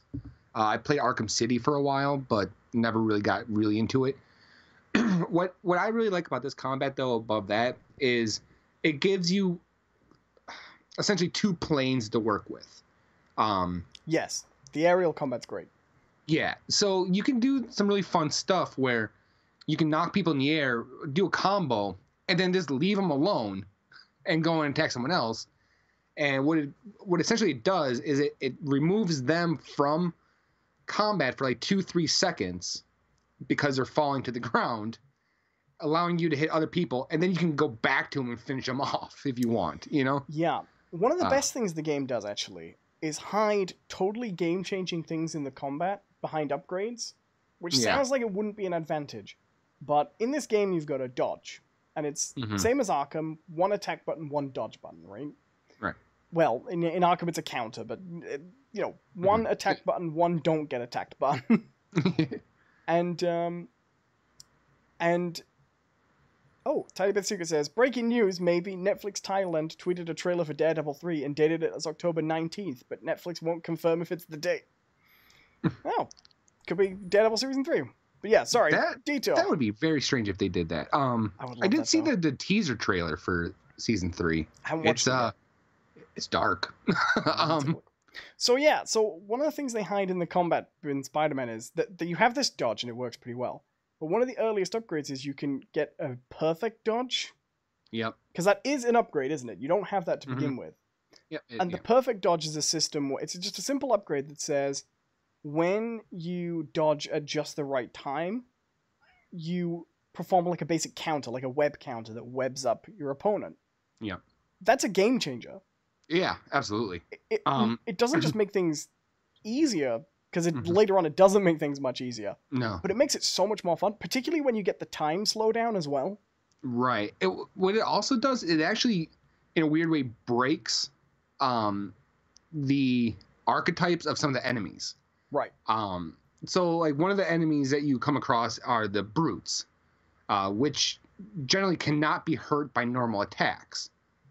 And they even specifically say, like, hey, the only way to fight these guys is to throw things at them, right? Right. They tell you that, like, oh yeah, the only way to fight.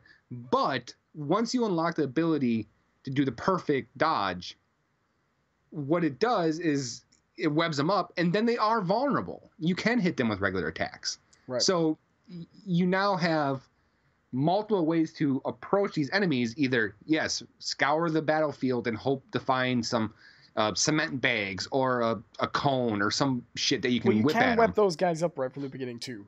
Right. But they take so long to web up, and they do that repeated charge that it's often really not worth it. Yeah. Because I like that early on they introduced Fisk, like he's quite a pain in the ass. Yeah. And then you realize Fisk is a basic enemy type. Yeah. No, combat is really fun. It plays by enough rules where you never feel cheated or like an unfair advantage. Right. And it always gives you what you need, either environmentally, powers, or upgrades to complete any combat thing. Yeah. But what they do really well is, as you play the game, it scales up the enemy's ability to counter you. Yeah. Well, you do get some enemies that I would say right until the end of the game are still a challenge. Just because they always require you to think. Like the shield guys. The shield guys are never like a walk in the park. Because you're always going to have to think about the fact that you have to approach them with a specific dodge. A web strike dodge maneuver, basically. The ones that, to me, even now, as I'm doing the cleanup in the game, I hate coming across, and I legit hate coming across these guys, are the jetpack guys. I don't mind the jetpack guys. I don't like the guys with the whips. See, the whips don't bother me. The whips never were a problem. Although, have you come across the Riker guys who have the whips? The ones that look like the Iron Man 2 guy? Yeah. Yeah, I quite like that. Yeah. Which is kind of funny. But combat's good. I think the story's the real success for me. The characters. Yeah, the story is really fun. Why don't you start leading into that? I'll be right back. Okay. Well, so Spider-Man has, like most modern video games, a story, but it's actually quite an interesting affair in that it starts off quite far away from what you'd expect from a Spider-Man game, and then gradually builds to something more traditional. So the game actually opens with Spider-Man helping the police take down Wilson Fisk. So, we pick up with Spider-Man having been Spider-Man for some time. And as things begin, the police have finally got enough evidence to take down Fisk. And I'm back. Welcome back. And you're going to help. And you do. In fact, you take down Fisk immediately. I wish they'd marketed the game as Take Down Fisk, and then it would have been such a surprise when he went down, but they don't really do that. In fact, they don't play up Fisk at all in the marketing. They focus on Mr. Negative, who is kind of the flip side to you taking down Fisk. So you take down Fisk, and Fisk warns you pretty much as he goes into the paddy wagon that something worse will follow him, and that he kept order in the city. And he's, fairly accurate, actually, because almost immediately a new gang called the Demons starts to appear. And they're a little worse than Fisk in that they're a superpowered gang. They have superpowers, these weird negative powers, and they also seem to have the ability to brainwash people. Yeah. Meanwhile, while all that's going on, Peter Parker's just trying to get on with his ordinary life, where he works. He's just lost one job, I think. Oh no, he just left one job. He just left the Daily Planet. Yeah. And he Bugle. works with Daily Bugle. Sorry, Daily Planet. No, not that one. He works in a kind of like a little rundown science laboratory. Yeah. Little two-man job with a certain Dr. Otto Octavius, which great plot despite the fact that we already know exactly what's going to happen. Like, right. I mean, and that's what I think that this game does incredibly well. None of the plot lines necessarily seem groundbreaking or surprising in any way. I think there was one thing towards the end that I was like, oh wow, they really went for it. But other than that, none of it seemed real original. What it did really well was the characterizations of the people who are playing a part. Well, one of the things they do is they take a lot of characters that if you're even passingly familiar with Spider-Man, you're going to know. And it presents them very, very true to who those characters are. But it puts them in a situation you've never really seen them before. And I thought that was quite a clever way of doing it. So, but we'll get into that in more detail. So, the new gang turns out to be led by a guy called Mr. Negative, who Peter Parker finds out pretty soon is actually this guy called Martin Lee. Yep. And Martin Lee is someone he knows. He and his Aunt May volunteer at this homeless shelter. Well, actually, I think Aunt May works for them. She doesn't just volunteer. Yeah, she's like actually second in command. She's employed. She seems to actually live there, since that's the only place you ever go to visit Aunt May. But she works for Martin Lee, and they run this homeless shelter called Feast, which is this all-round charitable endeavor that is, they talk about it like everyone in the city knows it as well. It's obviously quite well known. I mean, here's the sad thing: is these sort of shelters are not uncommon in the U.S. I don't know over there, but over here they're not uncommon. Where you have a shelter, and there are some shelters that basically operate a very basic function. You need a place to sleep tonight. You show up in time. We have space. You can spend the night. Here's some soup, a sandwich, whatnot. But there are a lot of other shelters that are more social services, right? In a sense, where hey, you come hang out here. You can stay here for 2 weeks, a month, or something like that, and we will help you fill out job applications, write a resume, get cleaned up, receive some basic health care, that sort of thing. So it's that kind of place. Yeah. And the leader of this new gang turns out to this guy who we'd seen before called Martin Lee, who runs this homeless shelter, but he is in his spare time an absolutely insane gang lord. He never calls himself Mr. Negative, although you do hear Jameson on the podcast pick the name, which I think was pretty nice. Yeah. J. Jonah Jameson, by the way, runs a conspiracy theory podcast. He's Alex Jones. Right. Although he is occasionally, well, he's actually quite often right about everything, right? but for the wrong reasons. So yeah, I'm going to talk about him real quick. So yeah, throughout the whole game, and funny because they keep prompting you, like, if you want to unsubscribe to this, you can. I never did. I enjoyed it every time. Me either. Yeah, I loved them. In fact, I would purposely stop at like at the threshold of mission markers. to let him finish. Yeah. And didn't you love, by the way, that he had an episode for literally everything you do? Yeah.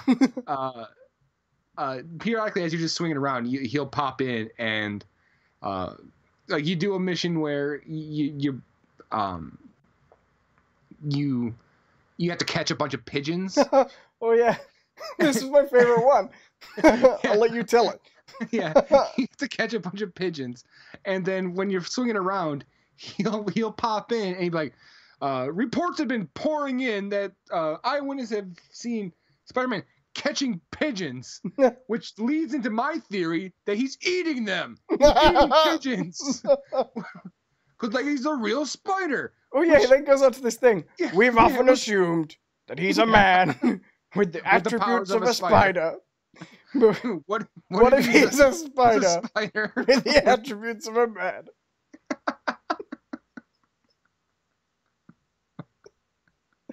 He's great. Like, yeah. But my favorite way is the thing about how he treats his callers, where you can tell he's getting annoyed with them. Well, my favorite one was when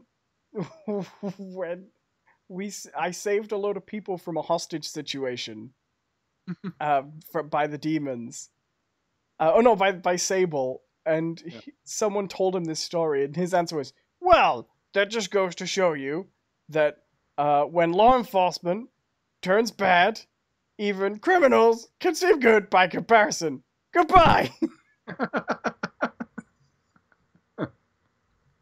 No, he's. But what I found was really weird about him is that, especially as you play the story campaign, there are moments when he shows like real, true journalistic integrity.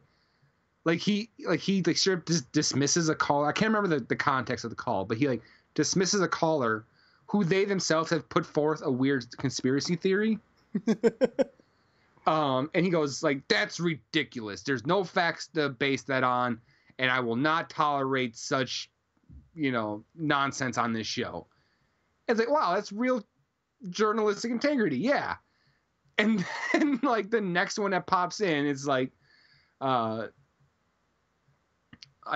Spider-Man is setting up these situations to steal the glory from our men and women in uniform. My favorite one he did was he said, he clearly does these things to promote himself. Now, while we're here, why don't you check out my new book on sale now? Yeah.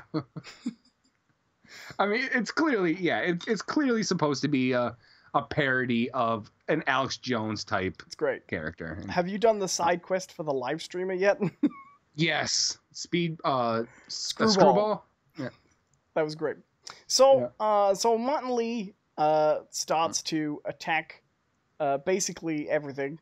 But his plan is essentially that he wants to shame Norman Osborn, who is in this game. He's the mayor, which I think was also, again, like familiar characters, unfamiliar surroundings, if you know what I mean. Right. But he was president in the comics. Was he? Fair enough. For a while. It kind of works. It works pretty well.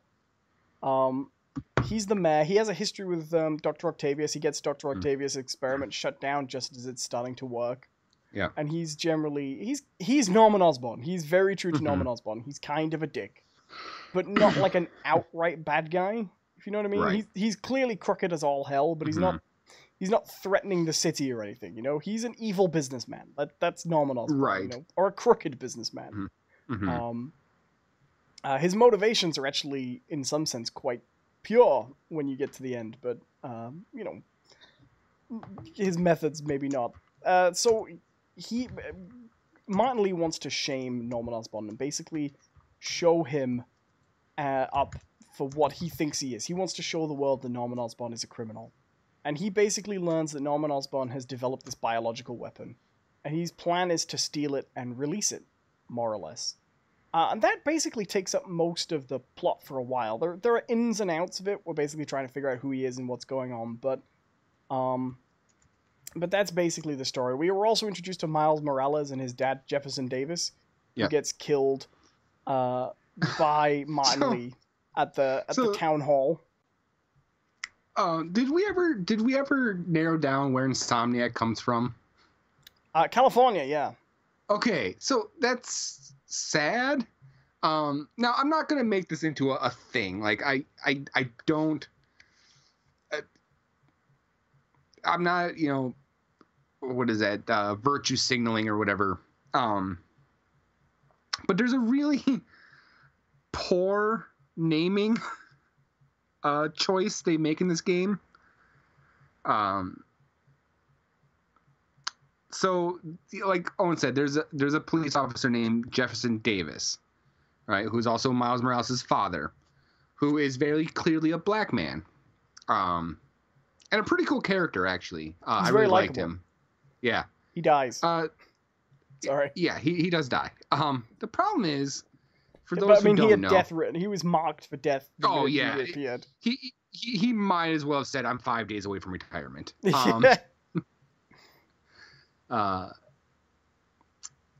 For those who don't know, who maybe aren't American or aren't familiar with your American history, Jefferson Davis is also the name of the first and only president of the Confederate States of America. The states specifically who wanted to keep slaves. We fought a civil war over it. So it seemed like an odd choice to me to name one of the few prominent black characters in the game after that. It was just kind of odd to me. It must have been a mistake, like an oversight. Absolutely. I don't think they were. It's a question of how racist are they? Did they intentionally name him after the Confederacy, or were they just thinking of the Jeffersons? Do you know what I mean?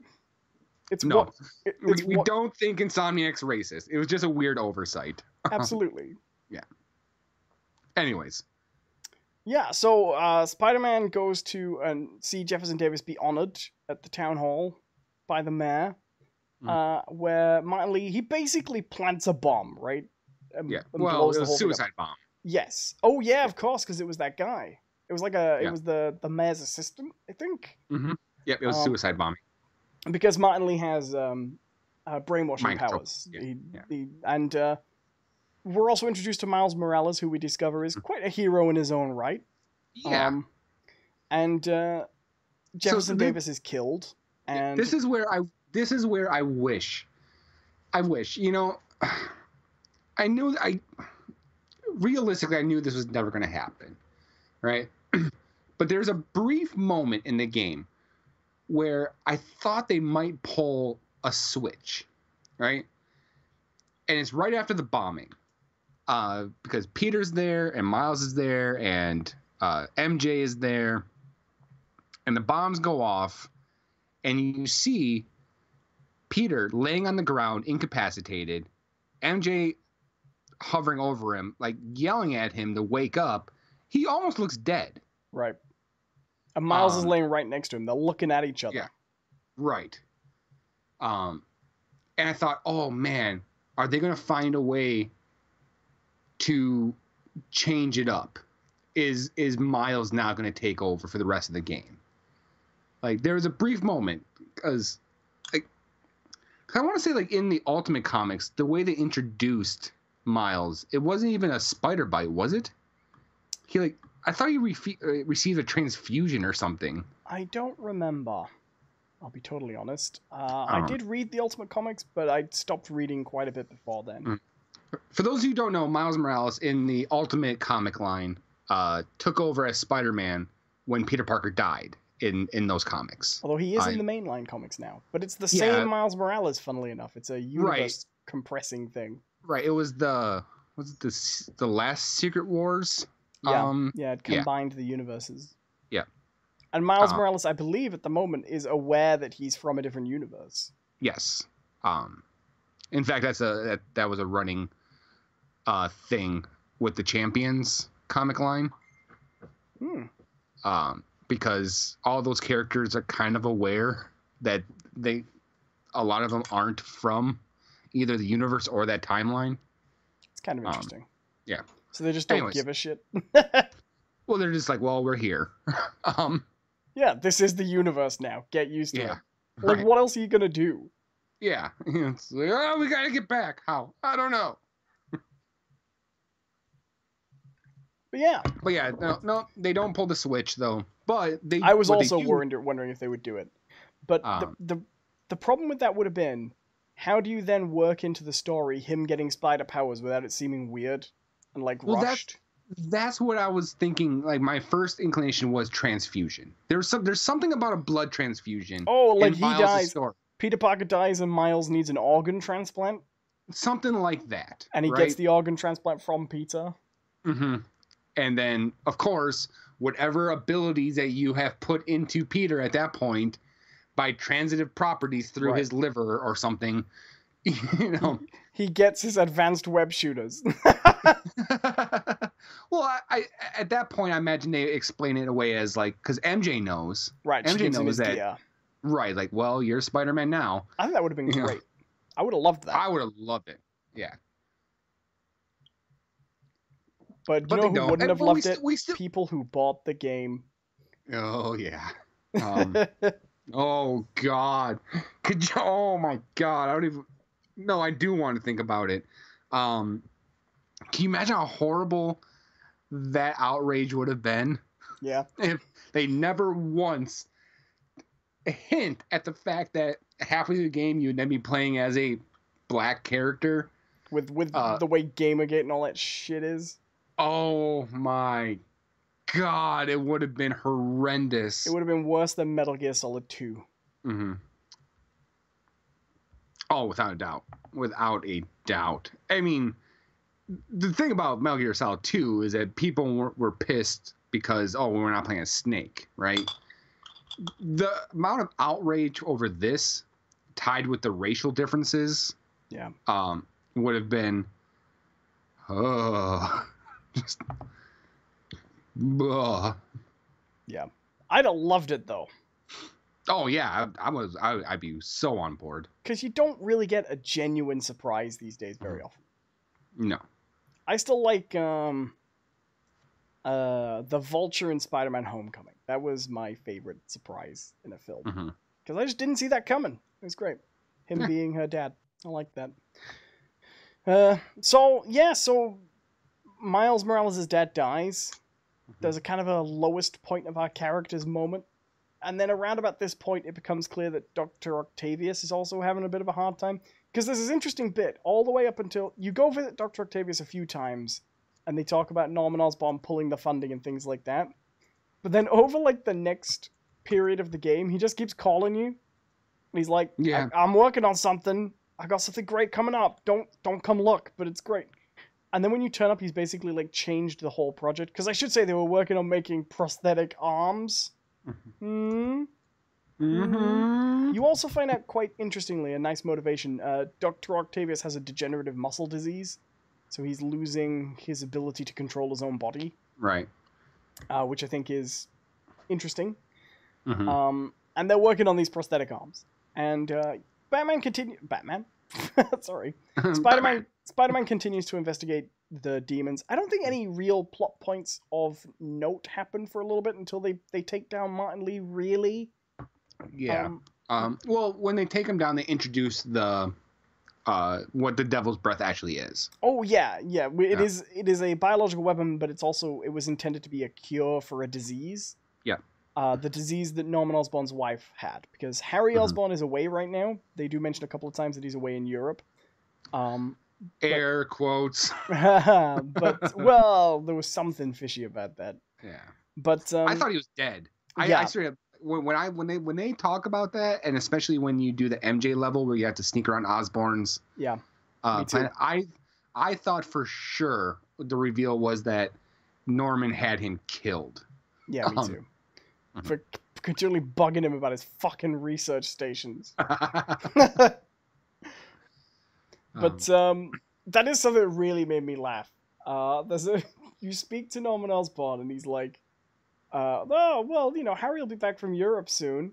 Why don't you see if you can set up a business with him? That'll be nice when he comes and shuts down Doc Ock's labs. And then eventually you go check out Harry's research stations. And Harry's got these research stations all through the city. And he's got these heartfelt messages to Peter basically saying, my mom loved these research stations. They were her pride and joy. Will you please check on them while I'm away? They also establish in this game Harry's been away for a year. And this is the first time Peter's looked at any of them. He's like, fuck it.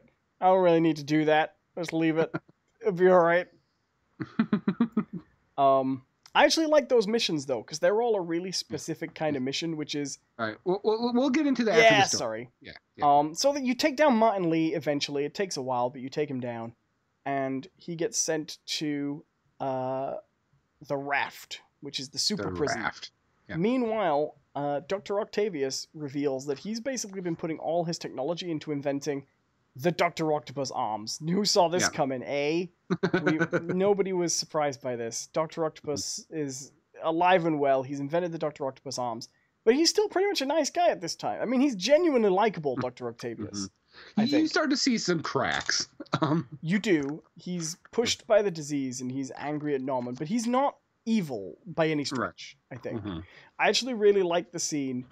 I mean, you find out later that he knew, but there's a scene when he sees Peter return to the lab with the Spider-Man suit, and he's like, oh, why didn't you tell me, Peter? You're the man who makes Spider-Man's equipment! Although they do reveal at the end of the game that he was politely... So yeah, I would say this is the big switch in the game, right? Yes. This is the up until this point, you've known Dr. Octopus is in it, and you know he's gonna be in it, and those robot arms are coming. Like my when I was playing it, my theory was, okay, this is going to be the end of the trailer stinger, right? Where it's going to be like, oh, Spider-Man, took down all these people. Wait till they get a load of me. Credits, something like that, right? But no. No. Well, I would say at this point it becomes clear that this is actually Dr. Octopus's story. Yeah. I mean, the main villain of this game and the story is about... I mean, they said they weren't doing an origin story, but they are. This is the origin story of Dr. Octopus. Right. And it's in this universe, it's intrinsically connected to the events of everything we've seen. So what happens is he activates the prosthetic arms with the 4 robot things, and very, very similar to... With the neural inhibitor or whatever it's called. Pretty much exactly the same as Spider-Man 2. He's got the chip on the back of the neck, and it's connected there, and he makes that his kind of control point. Which is, I mean, where else would you put it on a neural interface? But, it's identical to Spider-Man 2. In fact, this whole plot is borrowed heavily from Spider-Man 2's Dr. Octopus. Yeah. And Peter Parker... What's great is, all the way through the game, every time you've had to help Octavius with this thing, you've had to do these circuit puzzles that fix the machinery and just test everything's working. And you have this great bit. He turns it on. He's walking around as Dr. Octopus having fun, and then Peter Parker's like, oh, we got a little power surge. I'll go to fix it. And then you keep doing these puzzles, and every time you do it, you go to a more complicated puzzle. I thought that was a really kind of interesting way of telling you... Yeah, this shit's wrong. Yeah, it's not working. Yeah, it's all fuckered up. It basically concludes with a message saying, if you use this, there's a serious risk of permanent brain damage. Right. So he talks the Dr. Octopus out of using it, and then he leaves the room, and Doc Ock goes, nah. Well, he sees that broadcast. He sees Norman on the TV, and he's like, oh, Norman! Ah! Right. And the next time you see him, he's pretty much gone insane. The chip has completely driven him insane. What he does is he basically then kicks off the final act, which is not that complicated to explain. He breaks everybody out of Rikers Island. He breaks everybody out of the Raft. Yeah. And he turns the city into a complete hellscape and releases the biological weapon. And then, I'm sorry, Dr. Octopus, if you're releasing an airborne biological weapon, you put the mask on before you break the canister. I thought the same thing. I'm like, well, no, that's not how that works. like, no. And it wasn't even like it was like he broke it, then quickly put the mask on. Like, oh shit. He was like, all right, let's dwell on this for a bit. Yeah. He's like, breathe that in. I don't know why they did that. It was almost like he did have that reaction, but not right away. He was like, yeah, all right, I did. Oh, wait, yeah, wait, shit.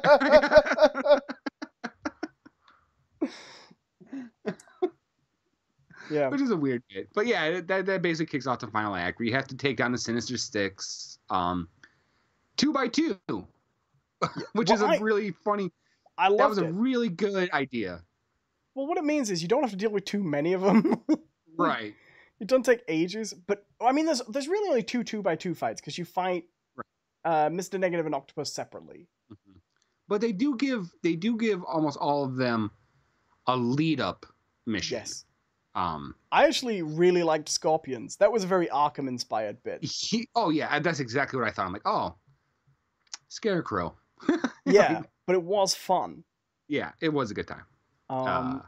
I really liked the Rhino Scorpion fight.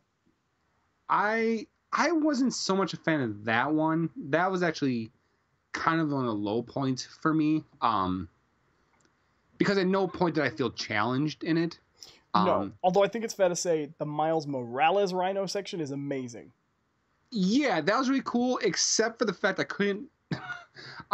It took me so long to figure out that you can just hop over one of those boxes and get to the next section. Yeah. I wandered around that area trying to hide from Rhino so many times. It's so nice because it gives you a good look at the Rhino suit, because when you fight him as Spider-Man, you don't get that close. Or you shouldn't. So it was... God, you know, I'm already forgetting. It was Rhino and Thingy, and then the other two members of the Sinister Six were Vulture and Electro.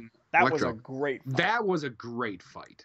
And that one actually feels more in... Well, okay, so... They never play it up as if the Rhino and Scorpion get along. In fact, they make it very clear Quite that the they opposite. don't. Yeah, they don't. So when you're fighting Rhino and Scorpion at the same time, there is this sort of thing of using them against each other. Right. But with the Vulture and Electro fight, they are getting along and they are teaming up on you. In fact, at a certain point, when you beat down one of them enough, they'll straight up go, "I'm backing out," and they'll leave the fight. And you have to take on the other one by themselves. I did quite like that also, narratively, they give you a whole scene where you have to do your investigation properly, pretty much find out what each individual person is getting from Dr. Octavius. Yep. And why they're joining the fight. So you find out things like, all Rhino wants to do is get out of that suit. Yeah, and that's something I never even considered. Like, is that a part of his story to begin with, that he's actually trapped in that suit? That's the story I associate with Mac Gargan. Yeah. But I guess they just thought it would be better. Like, I don't know if it's from the comics, but I guess that's just a story they thought would be better for the Rhino. Right, because like they do suggest that if you listen to the J. Jonah Jameson sections, you find out that Matt Gargan, or the Scorpion, was created as an anti-Spider-Man. Yes, which is true. That is true to the comics. Yes. But I do remember in the comics that Jameson's episode on that is so funny, though. But he's like, Matt Gargan blames me for his problem. Now, it's true. I did pay him to be altered to fight Spider-Man. But I didn't pay him to commit crimes. The end. But yeah, no, in the comics, yeah, you're right. I associated that with same sort of premise, except he got trapped in the suit. Right. Until they gave him the Venom symbiote. I think he got out before that, didn't he? Because, maybe. I don't know. I don't remember when Matt Gargan got out of the suit. Yeah. Because I feel like he was someone else before he was Venom. And after he was Scorpion. Maybe. But I never got that opinion about Valesky, or the Rhino. No, me neither. I just thought it was Paul Giamatti and... I thought they were going to drink wine and play golf. Paul Giamatti is the Rhino. That was such a bad decision. Well, that was such a bad movie. Well, you know what? Honestly, I think that's actually a hilarious decision because they did pick the scrawniest, or not scrawniest, but like the most unassuming, unthreatening actor they could find, and then threw him in a giant rhino mech. Like that I think was actually kind of funny. There is one boss fight I don't like in this game. Shocker. Yeah, I don't like those circle room boss fights where you're always trying to, I don't like them. I will be 100% honest. I was not thrilled with the Doc Ock fight. Well, that's also kind of a circle room situation, isn't it? A little bit. Well, but not quite the same. The thing that they do with the Doc Ock fight, spoilers everyone, you fight Doc Ock at the end. Well, to be fair, should we just quickly do the thing and then we'll get to it, because there's not much plot left. Yeah. Aunt May gets infected by the biological weapon, and you are forced to choose, after retrieving the cure, whether you basically save time and make enough to replicate for everybody. That's after the Doc Ock fight. Is it? Yeah. Oh, okay. Never mind. Okay, there isn't much else to tell. You fight the Sinister Six, and then you go fight Doc Ock after discovering the anti-serum for the thing that is... That's the plot. You fight Doc Ock, and you also find out that Harry Osborn isn't away in Europe on holiday. He's being cured for some disease that Norman knows he has when you investigate their rooms secretly. Oh, and Silver Sable turns up at one point, and then she decides she likes Spider-Man, and she goes. But because apparently it's a really loose military organization, everybody else stays behind. Yeah, she explains like, oh no, they're getting paid, so they're sticking around. Yeah, by who? Like who's getting paid by Norman? The head of the organization or each individual soldier? Because there's only one way where that works. So yeah, and then you fight Doc Ock at the end. Yeah. You want to do the Doc Ock fight? Yeah, my problem with Doc Ock fight is it's actually based on some really specific mechanics. You have to do very specific things to beat him. None of which are really communicated all that well. So you've got to swing away from him. You have to dodge his attacks. You can web him, which, as you build him up with webs, makes him vulnerable to being punched, right? Yeah. That's about it. And then he goes on another attack phase. Well, actually, don't you have to also throw things at him? Yeah, there's a thing where you can... He throws things at you, and you can zap him back. Well, okay, so there's two phases to the fight. There's the main fight where he kind of jumps and leaps at you and like swings at you, which you can dodge and whatnot. And that you're supposed to web up his legs individually. I found out you can't just keep shooting at him. I always throw the web bombs when I need to web someone up. Okay, so you can also you can aim at him with a normal web shot, but you have to aim for the spaces in between his legs, and his body. It's a really strange thing. You have to do that, but there's also this thing where you can hit him with these like transformers that are on top of the building, which electrocutes him. But I never got the sense that actually did anything other than visual. And so much so that I was convinced that that's what you had to do. So the first time I fought him and I ended up dying was because I was consistently running around the top of that building trying to find more of those transistors to throw at him. Until finally Spider-Man kind of makes a little quip like, oh man, if I could just web his legs down. I'm like, oh, okay. I didn't mind that fight. Yeah. But I think it was the one that felt the most like an old Spider-Man game fight. Yeah. The other thing that kind of bothered me was, now, okay, I'll be very clear. I think that the amount of work and craft and effort that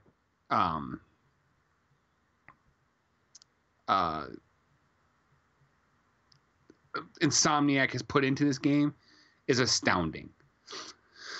But for the final mission, all right, or for the final climactic battle, all right, you have to basically crawl down the side of a building fighting Doc Ock, punching him, dodging his attacks, punching him as he's kind of backing down the side of the building.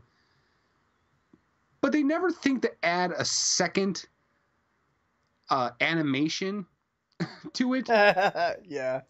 So as you're doing this, you have to dodge his attacks and then get in there and punch him and do a combo 3 times before I think the that fight section ends. looks kind of ugly too. Maybe it's just because it's a night. Maybe. I actually thought it looked cool, but every time you complete a combo, he goes into this canned animation. Isn't that just when you fail? I don't remember doing that multiple times. Are you sure you didn't just fail? No, you do it 3 times. Because I didn't fail. That's the thing. Oh, did you?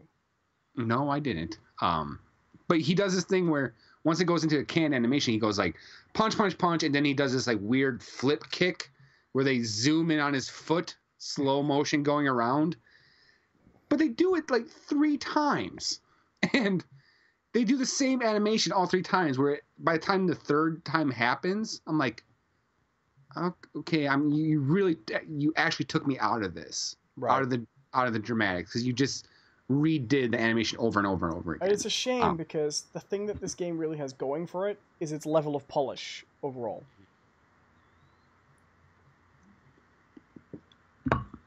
Absolutely. So when that breaks, it's worse than a game that overall has a level of less polish.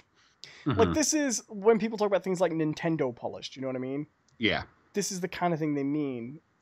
This is why I keep saying I don't mind exclusives, because if this wasn't an exclusive, it wouldn't be this game. No, it wouldn't. It's a really good game. Yeah, it's really good.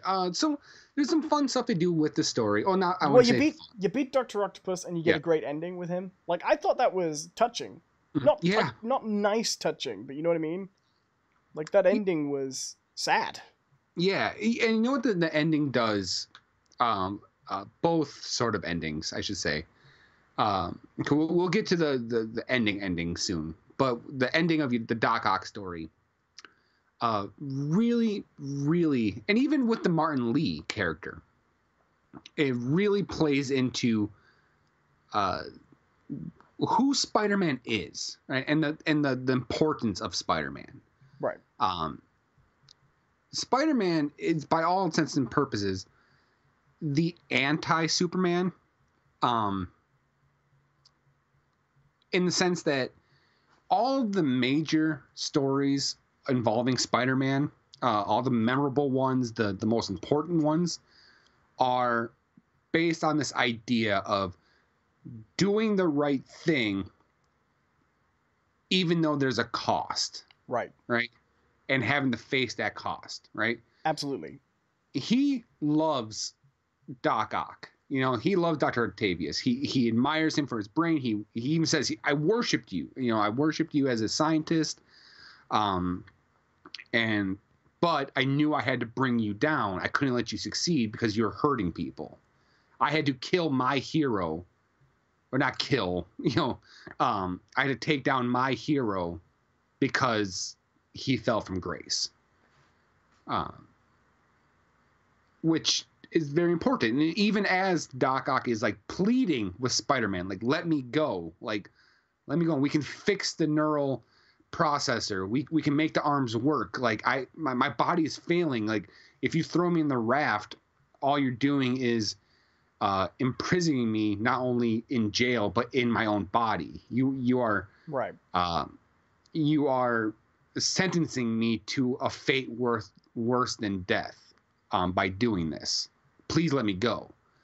But Peter goes, no, I can't let you go. I'll do whatever I can to get you the help you need, but you have to face your crimes.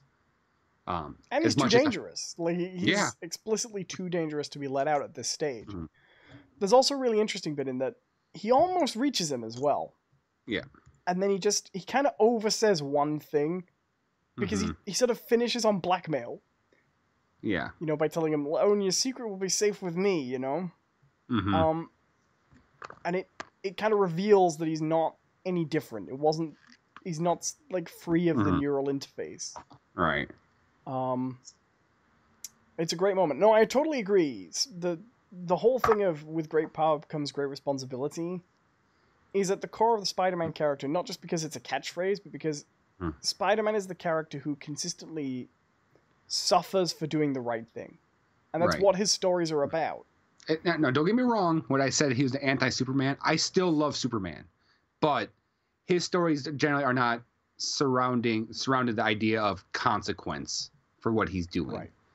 That's why the classic Spider-Man story used to be, Aunt May is gonna need her heart medicine in the next 20 minutes, but the lizard's robbing the bank.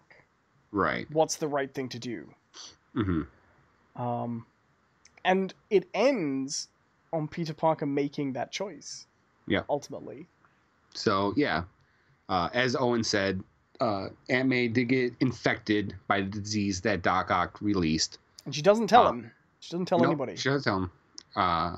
But by the time Peter gets back to where she's being kept at Feast, because she lives there. She lives there. She is not allowed to leave those four walls. It's the only place you see her in the entire game. You never go to Aunt May's house. Right. When you get there, she is pretty far gone, but she can be saved.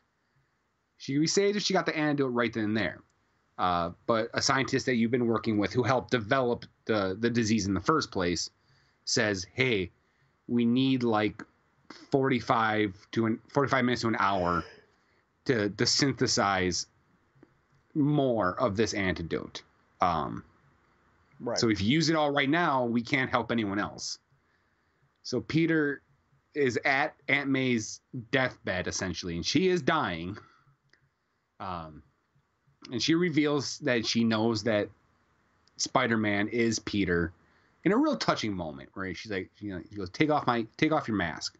I want to see you. And he's like, oh, you knew? I'm like, yeah, of course you fucking knew. Well, this goes in with what we were bird. saying in that while you have a secret identity in this game, secret identities are being phased out of superheroes, really. We're losing that a little bit. Which I'm okay with. Yeah, me too. Particularly for people who are closest to the characters. No, I thought it was great. Aunt May does die. Yeah, they made a bold choice. Like, I thought that was actually pretty bold of them to go. Yeah. And I have to say, I liked this version of Aunt May. And it was not even old Aunt May. We're talking like 50. Oh, I think she was older than that. But they did 60. things like someone in their 60s these days doesn't necessarily go around with the grayest of gray hair. Right. They let her have, dyed hair and a job and things like that. Yeah. And I mean, it wasn't Marissa Tomei young. Yeah. Like in fact, I told Owen this. I still retain a certain belief that the very early stages of this game, very, very early, as in like concept art and stuff like that, I believe that it might have been an Amazing Spider-Man tie-in. I don't. Because, I mean, when you think about when Amazing Spider-Man 3 was cancelled, how long ago that was, and also the people who were working on the next Amazing Spider-Man game were Treyarch, who made... Were they? Was it Treyarch? I think it was Treyarch who made... Oh, no, Beanox, who made Shattered Dimensions and Amazing 1 and 2. Mm-hmm. Is it possible that that company got absorbed? Is Beanox even still around? I mean, it's possible, but I don't think so. Because if you look at the character designs, specifically, I don't see this that much. I think it looks like a generic Peter Parker. Yeah, well, I don't know. To me, do you think Aunt May looks like Sally Field? I think she has a little Sally Field to her. I don't at all. I don't see that even a little bit. I see a little Sally Field, and I see some Andrew Garfield, especially like with the hair. I just think he's supposed to look like Peter Parker. I think don't you see a bit of Tobey Maguire in him as well? No, because Tobey Maguire never had the spiked hair. Well, not the hair. I'm not talking about that. We're not just judging the characters on the hair. It's the hair. I don't see it, but fair enough. I mean, they might have just used that as a starting point, I think she looks more like comic book Aunt May, but with a bit of a humanity to her and a bit more warmth. like what comic book Aunt May are we talking? Because there's a long time where... Not the one with the chin. Yeah, let's say there's a long time when Aunt May was a walking fucking skeleton. Just yeah. I was reading an old Spider-Man comic recently, and it was all about Aunt May and her friend. Do you remember her friend? I think it was Mary Jane's mom. Going to see Hair and talking about how there were swingers in their day. I was very concerned. Yeah. Well, did you know that there was a weird imprint at Marvel for a time where they were trying to develop these comics for teenage girls? No. Yeah, there was, I can't remember what it's called, but they're developing comics for teenage girls, and they're all based on, you know, romance and high school love. And it is the Aunt May and her sister story where they're both actually going after Ben. Oh, I thought it's kind of nice. Yeah. I read that Mary Jane novel. Did you ever read that one they published? No. Oh, it was years ago. They published this novel. It was a young adult novel aimed at teen girls. I don't know how I ended up with a copy, actually. I don't know where I bought it. Because you're secretly a teenage girl? Maybe. I don't know where I got it. But I remember getting it, and it was actually pretty good. It was a novel about, it was like a novel about Mary Jane doing like typical teenage girl stuff and thoughts and things like that. It's a little bit like, it's not a diary format, but it reads a little bit like a diary. Do you know what I mean? Yeah. Like that kind of stuff. And it's kind of about how she gradually becomes aware, A, that there's this new superhero that she's kind of preoccupied with, and then B, there's this kid, Peter Parker, she's known all her life, and all of a sudden she's sort of noticing him for the first time, but that he also seems to have like a lot going on right now. It's actually a really good book. But no, I liked the book. I liked the game. I thought the gameplay was great, but I thought what really put it over the top was I put this with Uncharted and Infamous Second Son in terms of games with my favorite supporting characters. Yeah. They were all just great. So Mary Jane is fantastic. Yeah, so they did something with Mary Jane that, like, at a certain point, she starts to carry, like, well, not carry around, but a spider hitches a ride with Mary Jane, which is the one that eventually bites Miles. And there's a little after credit scene where, oh yeah, Miles now has spider powers. I thought they might have gone the other route and have it bite Mary Jane. Yeah, that's kind of where I thought it was going. Especially since there was a lot of talk about those two being partners. Yeah. You know, that was a heavy theme with their relationship, is them being actual partners and not like a supporting character or a sidekick. She does get a lot to do in this game. Yeah, she does. She's at some of the most important points. And I really liked those stealth sections because they weren't tedious. They were very linear. You always knew where you were going.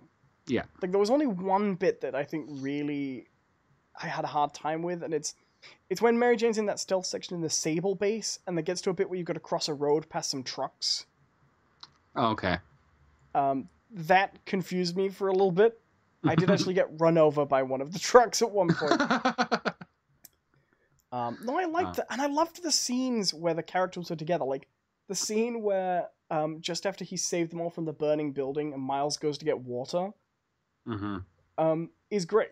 That whole scene is great. The scene where Spider-Man's teaching Miles how to stand up for himself in a fight is really good. Yep. And I think all the Aunt May scenes are pretty good. The scene where he comes over and cooks dinner. Yeah, it was pretty good. Hey. So you just left your clothes on the floor? Yeah. You want me to? Wait, where should I put them? Just here? I actually really liked how they ended the Scorpion mission, where essentially Peter had to come down from his he's high. Just naked. He wakes up just naked, but still wearing the spider mask. Yeah, it was great. Yeah. Yeah, so there was some fun stuff. I will say there's a few things in the game that kind of bothered me. I will admit. One of the most basic functions of a Spider-Man game should be climbing on walls. So I have a big issue with this. Okay. I don't actually seem to be able to go into a wall climb unless I'm in like a run first. Right. Because there's sections in missions where they say, "Oh, just press, keep walking towards the wall, and he'll start climbing." But that doesn't work in the open world. It doesn't seem to. No. I mean, the run always works. Yeah. Did they just decide that the swing was so much fun that you would never want to actually do that? Yeah, I guess. But there's also points, like especially if you're going after like backpacks. Yeah. Where you need a little finesse. Right. It's easier to go further away from the wall and then zip to where you want to be with the targeted zip than it is to climb, to crawl. Mm-hmm. And you can't go. The only way to do it is to go into a run and then go into a crawl. I think that's the most consistent way of doing it. But if you're trying to get something that's like on the roof of a porch, it's not easy. Yeah. The other thing that kind of bugs me is. Sorry. Is the random crimes. Yeah. The game would have really, really done well with just one or two more variants on that. Yeah. Because after about an hour of playing and doing those crimes, you realize that there's maybe four.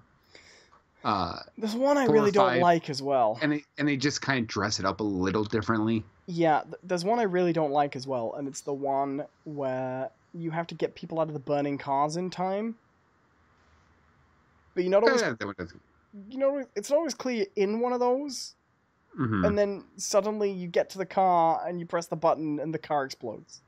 Right. Yeah. And there's a similar one where the demons have planted bombs where you can actually swing into those missions the wrong way and have it immediately fail you. Right. But for the most part, I don't mind those. The ones that I got kind of annoyed with were just the straight up, oh, there's just a bunch of assholes sitting in the intersection of a street. Beat them all up. Okay. I don't like the ones where you're fighting Sable and then suddenly they go, oh, by the way, Sable's got a military turret opening fire at a civilian road. Right. And until you R1, R2 the turret, that this crime is not over. Right. But it's also blasting the crap out of you. There was one side quest I didn't care for. Okay. And it happened to also be the longest side quest thread. I wasn't really interested in finding those people who'd corrupted. Oh, yeah. Because, those fights weren't very interesting once you found them either. No. What I thought was kind of fun about them is they give you enough time where it's like, oh, if you paid attention as you're swinging around, or if you know anything about the geography of New York or anything like that, you could get to the location fast. Right. It gives you enough time to actually use your own knowledge to figure it out. But if you do stumble around too long, you'd be like, it's possible that they're at Battery Park. Yes, well, one got me with that. I was supposed to be going to Harlem, and Harlem's in the northmost part of Manhattan, obviously. And I swung up until I hit a coast, but I was actually at that part where the island kind of juts out a bit, and I didn't realize. I was just like, oh, I'm at the most north part, Right. Because I didn't look at the map because I'm an idiot. And then after a while, he just went, no elevated trains south of the university. And I was like, no, that's why I'm north, in Harlem, Spider-Man. Oh. I'm not in Harlem. But yeah, it still suffers from all the open world issues when it comes to side stuff where there's not a shit ton of variety. I would say the research stations are the most variety that you get in the side missions. Some of those are good, some of those are a bit lame. Like I don't really like the fly through smog one. So I didn't mind those. I don't love the pipes one. I love the be invisible when you hit the drone area at the right That was time. a really good one.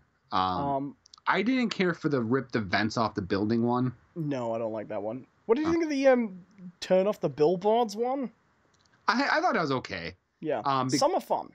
Yeah. Yeah, it's... Yeah, I mean, you can feel... You get to feel that some of it is filler. There's no denying that. I wish I'd done more of them through the story. Yeah. Because I've got a lot of them now. Like, I wish... if I was playing this again from the scratch and I could tell myself one thing, I'd be like, do every random crime. Because you can't just... You do have to just wait for them to ping later if you don't. Right. And they're on the map. They need doing. I loved the backpacks. What actually kind of annoys me about the crimes Oh, yeah? is that they're broken up into the various gangs. So not only do you have to wait for the random crimes to happen, you have to wait for the random crimes being committed by the specific gang. Yeah. That bugs me. And do the crimes still occur once you've done them all?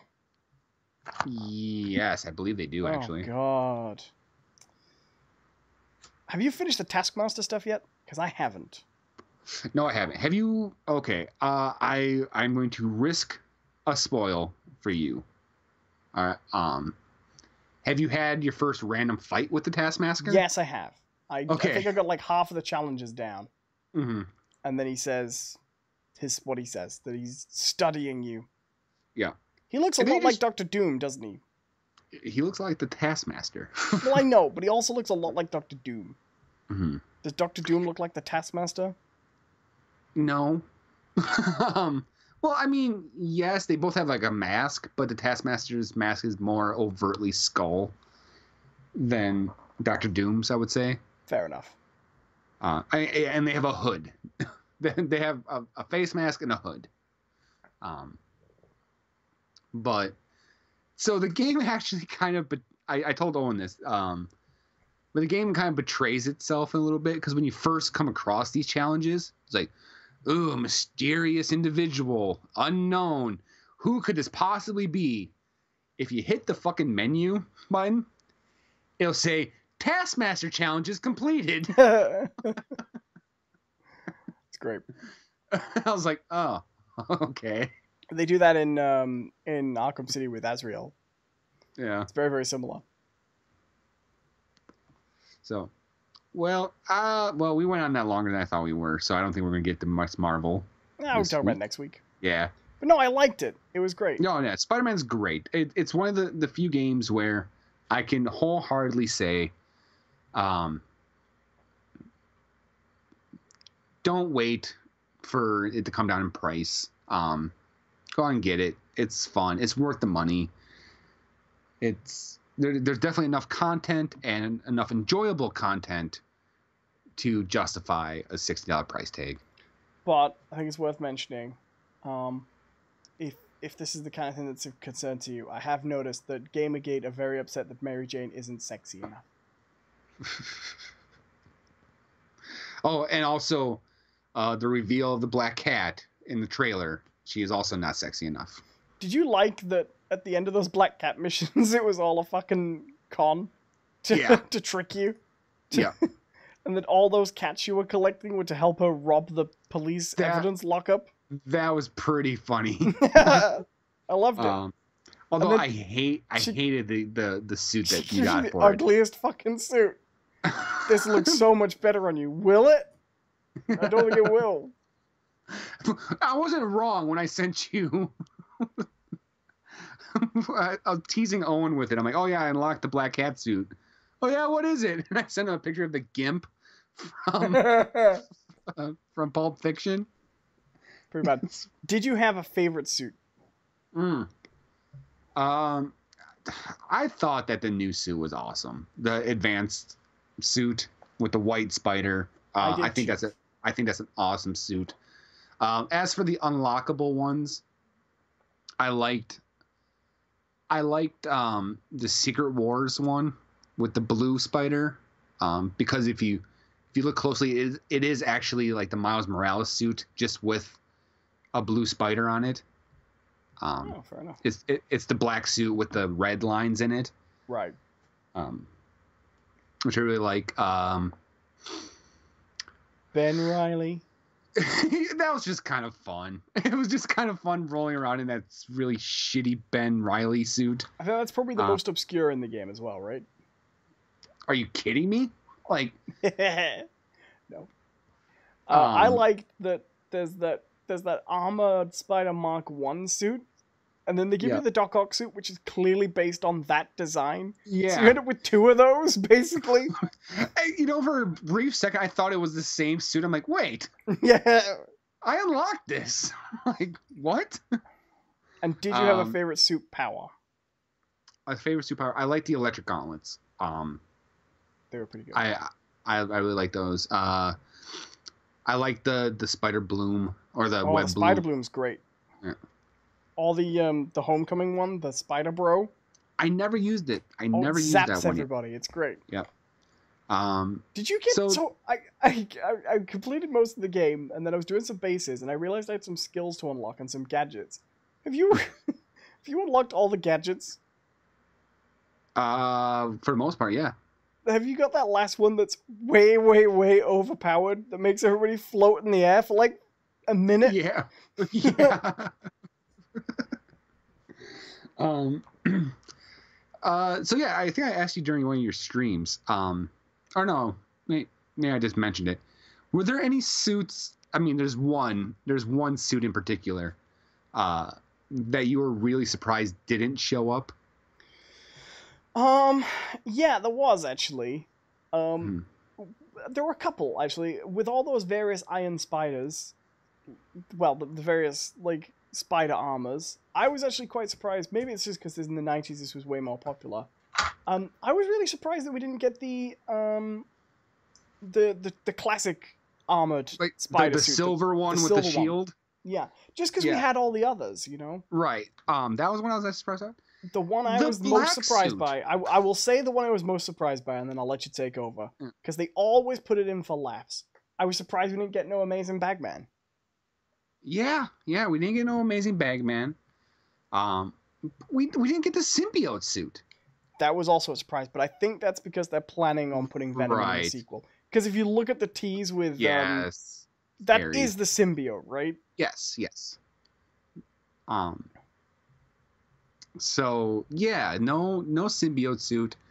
Like I said, no. Was it Captain Cosmic or Captain Universe? They Captain did reference the symbiote suit though, because someone asked him at some point early on, "Do you have a black and white suit?" And he was like, like pulling at the neck collar, like. No Captain Universe. 2099's white suit made it in though. Yeah. I've read all the 2099 comics. I don't even recognize that one. No, that's actually a new edition. From the reboot? At one point in the mainline Spider-Man comics, Miguel gets transported back to present time while Parker is running Parker Industries. And he develops that white suit for him. Oh, fair enough. It's fairly new. What other suits didn't we get? We didn't get no wings. Like the web armpits. They do turn up in a backpack, though. Yeah, they're referenced, but you didn't get any of that. The suit I love this suit. And I will go on record saying this is maybe my favorite Spider-Man suit. I wonder if you're going to say the same one as mine. I love the Future Foundation suit. Oh, really? No. I love that suit. The white and black. I really love that suit. I always think it looks like Anti-Venom. Well, Anti-Venom came later. Yeah, but it looks like Anti-Venom, don't you think? Sure, but I would say Anti-Venom looks like that suit. All right, fair enough. Do you know what I would have liked to have seen? What's that? The Spider-Man Unlimited suit, because I love that suit. Spider-Man Unlimited suit? From the animated series, 1999. Oh, the short-lived MTV show? No, the MTV show was a rubbish CGI show. It was a Fox Kids show. Spider-Man. Oh, okay. No. I know what you're talking about. Yeah, okay. He had like a black suit with like a big red webs that went into Yep. like gauntlets that were shaped like spiders, and then he had a torn web cape. It was really Yep. good. Mhm. Google it. Google Spider-Man Unlimited 1999 for a Yeah, reminder. I know exactly what you're talking about now. I love that suit. That was a really good show, by the way. Very underrated. I guess I would have liked to see the more recent suit. Scarlet Spider suit is pretty cool. No, there was no Raimi suit. Yeah, but the Raimi suit is basically the classic suit, just with raised webs. Oh, I don't think so. Like the colors and the different eyes, you usually get a Raimi suit in there, right? Maybe. What about the Amazing Spider-Man 1 suit, the ugliest suit to grace a Spider-Man movie yet? I didn't mind that suit. What was wrong with that suit? Oh, well, aside from the fact that it is instantly rendered worse for starring in the worst Spider-Man adaptation ever, Yeah. It's got like orange eyes, kind of, with the like yellowy eyes, you know? Don't you think they're terrible? And they don't look right, and the spider's all weird, and oh, I hate it. And like, I get that. So there's a weird thing in the Tobey Maguire movie, right? The first one, where he decides he's going to be Spider-Man. He designs his costume, and he does design like the Spider-Man outfit perfectly, right? Right.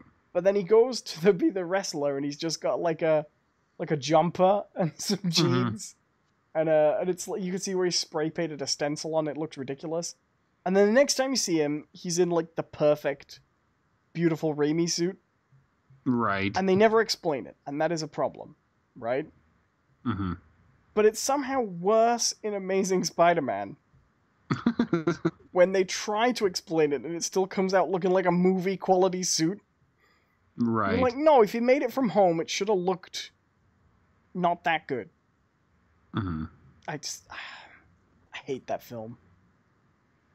It's one of the few remakes that just really frustrates me. It's so personalityless, you know? Mm-hmm. Also, Peter Parker starts off as a cool, brave kid and ends up, after getting spider powers, a cool, brave kid. Yeah. I did recently see a really great defense of the symbiote dance from Spider-Man 3 that I liked. Oh, really? Yeah, it was that if you were Peter Parker and you were that maximum mega nerd we've seen in 3 movies, and someone asked you to describe what you thought a really cool, smooth, badass ladies' man behaved like, it would be that. I guess. And I kind of liked that. But they don't describe that at all in the movie. No, but you know what I mean. I just think that's kind of funny. I think it's true to Peter Parker. So there's been a recent addition to a Spider-Man suit that half of me loves it and the other half of me hates it. Massive cock. Flat ass. Do you remember that controversy when Infinity War was about to come out? A lot of people were upset that Tom Holland's ass wasn't, it was his penis. Well, yeah, they his junk was too small on the poster. Yeah, they flattened his dick. But no, it's. You gotta wonder though, what kind of person puts themselves out on there and is like, I'd like to see more of this little boy's penis. I'm taking a stand. Do you know what I mean? Who's that? Who's that person? Yeah. Who's that guy? But it's with Miles Morales, and it's he's wearing sneakers now with his suit. Well, yeah, Spider-Man's got a sneak. Well, no, like tennis shoes. Like he's wearing a pair of like Converse with his shoes. Fair enough. I like that. Let's see if I can find because I think I don't know when it started. but I feel like it coincides with this Enter the Spider-Verse thing. Because in the trailer,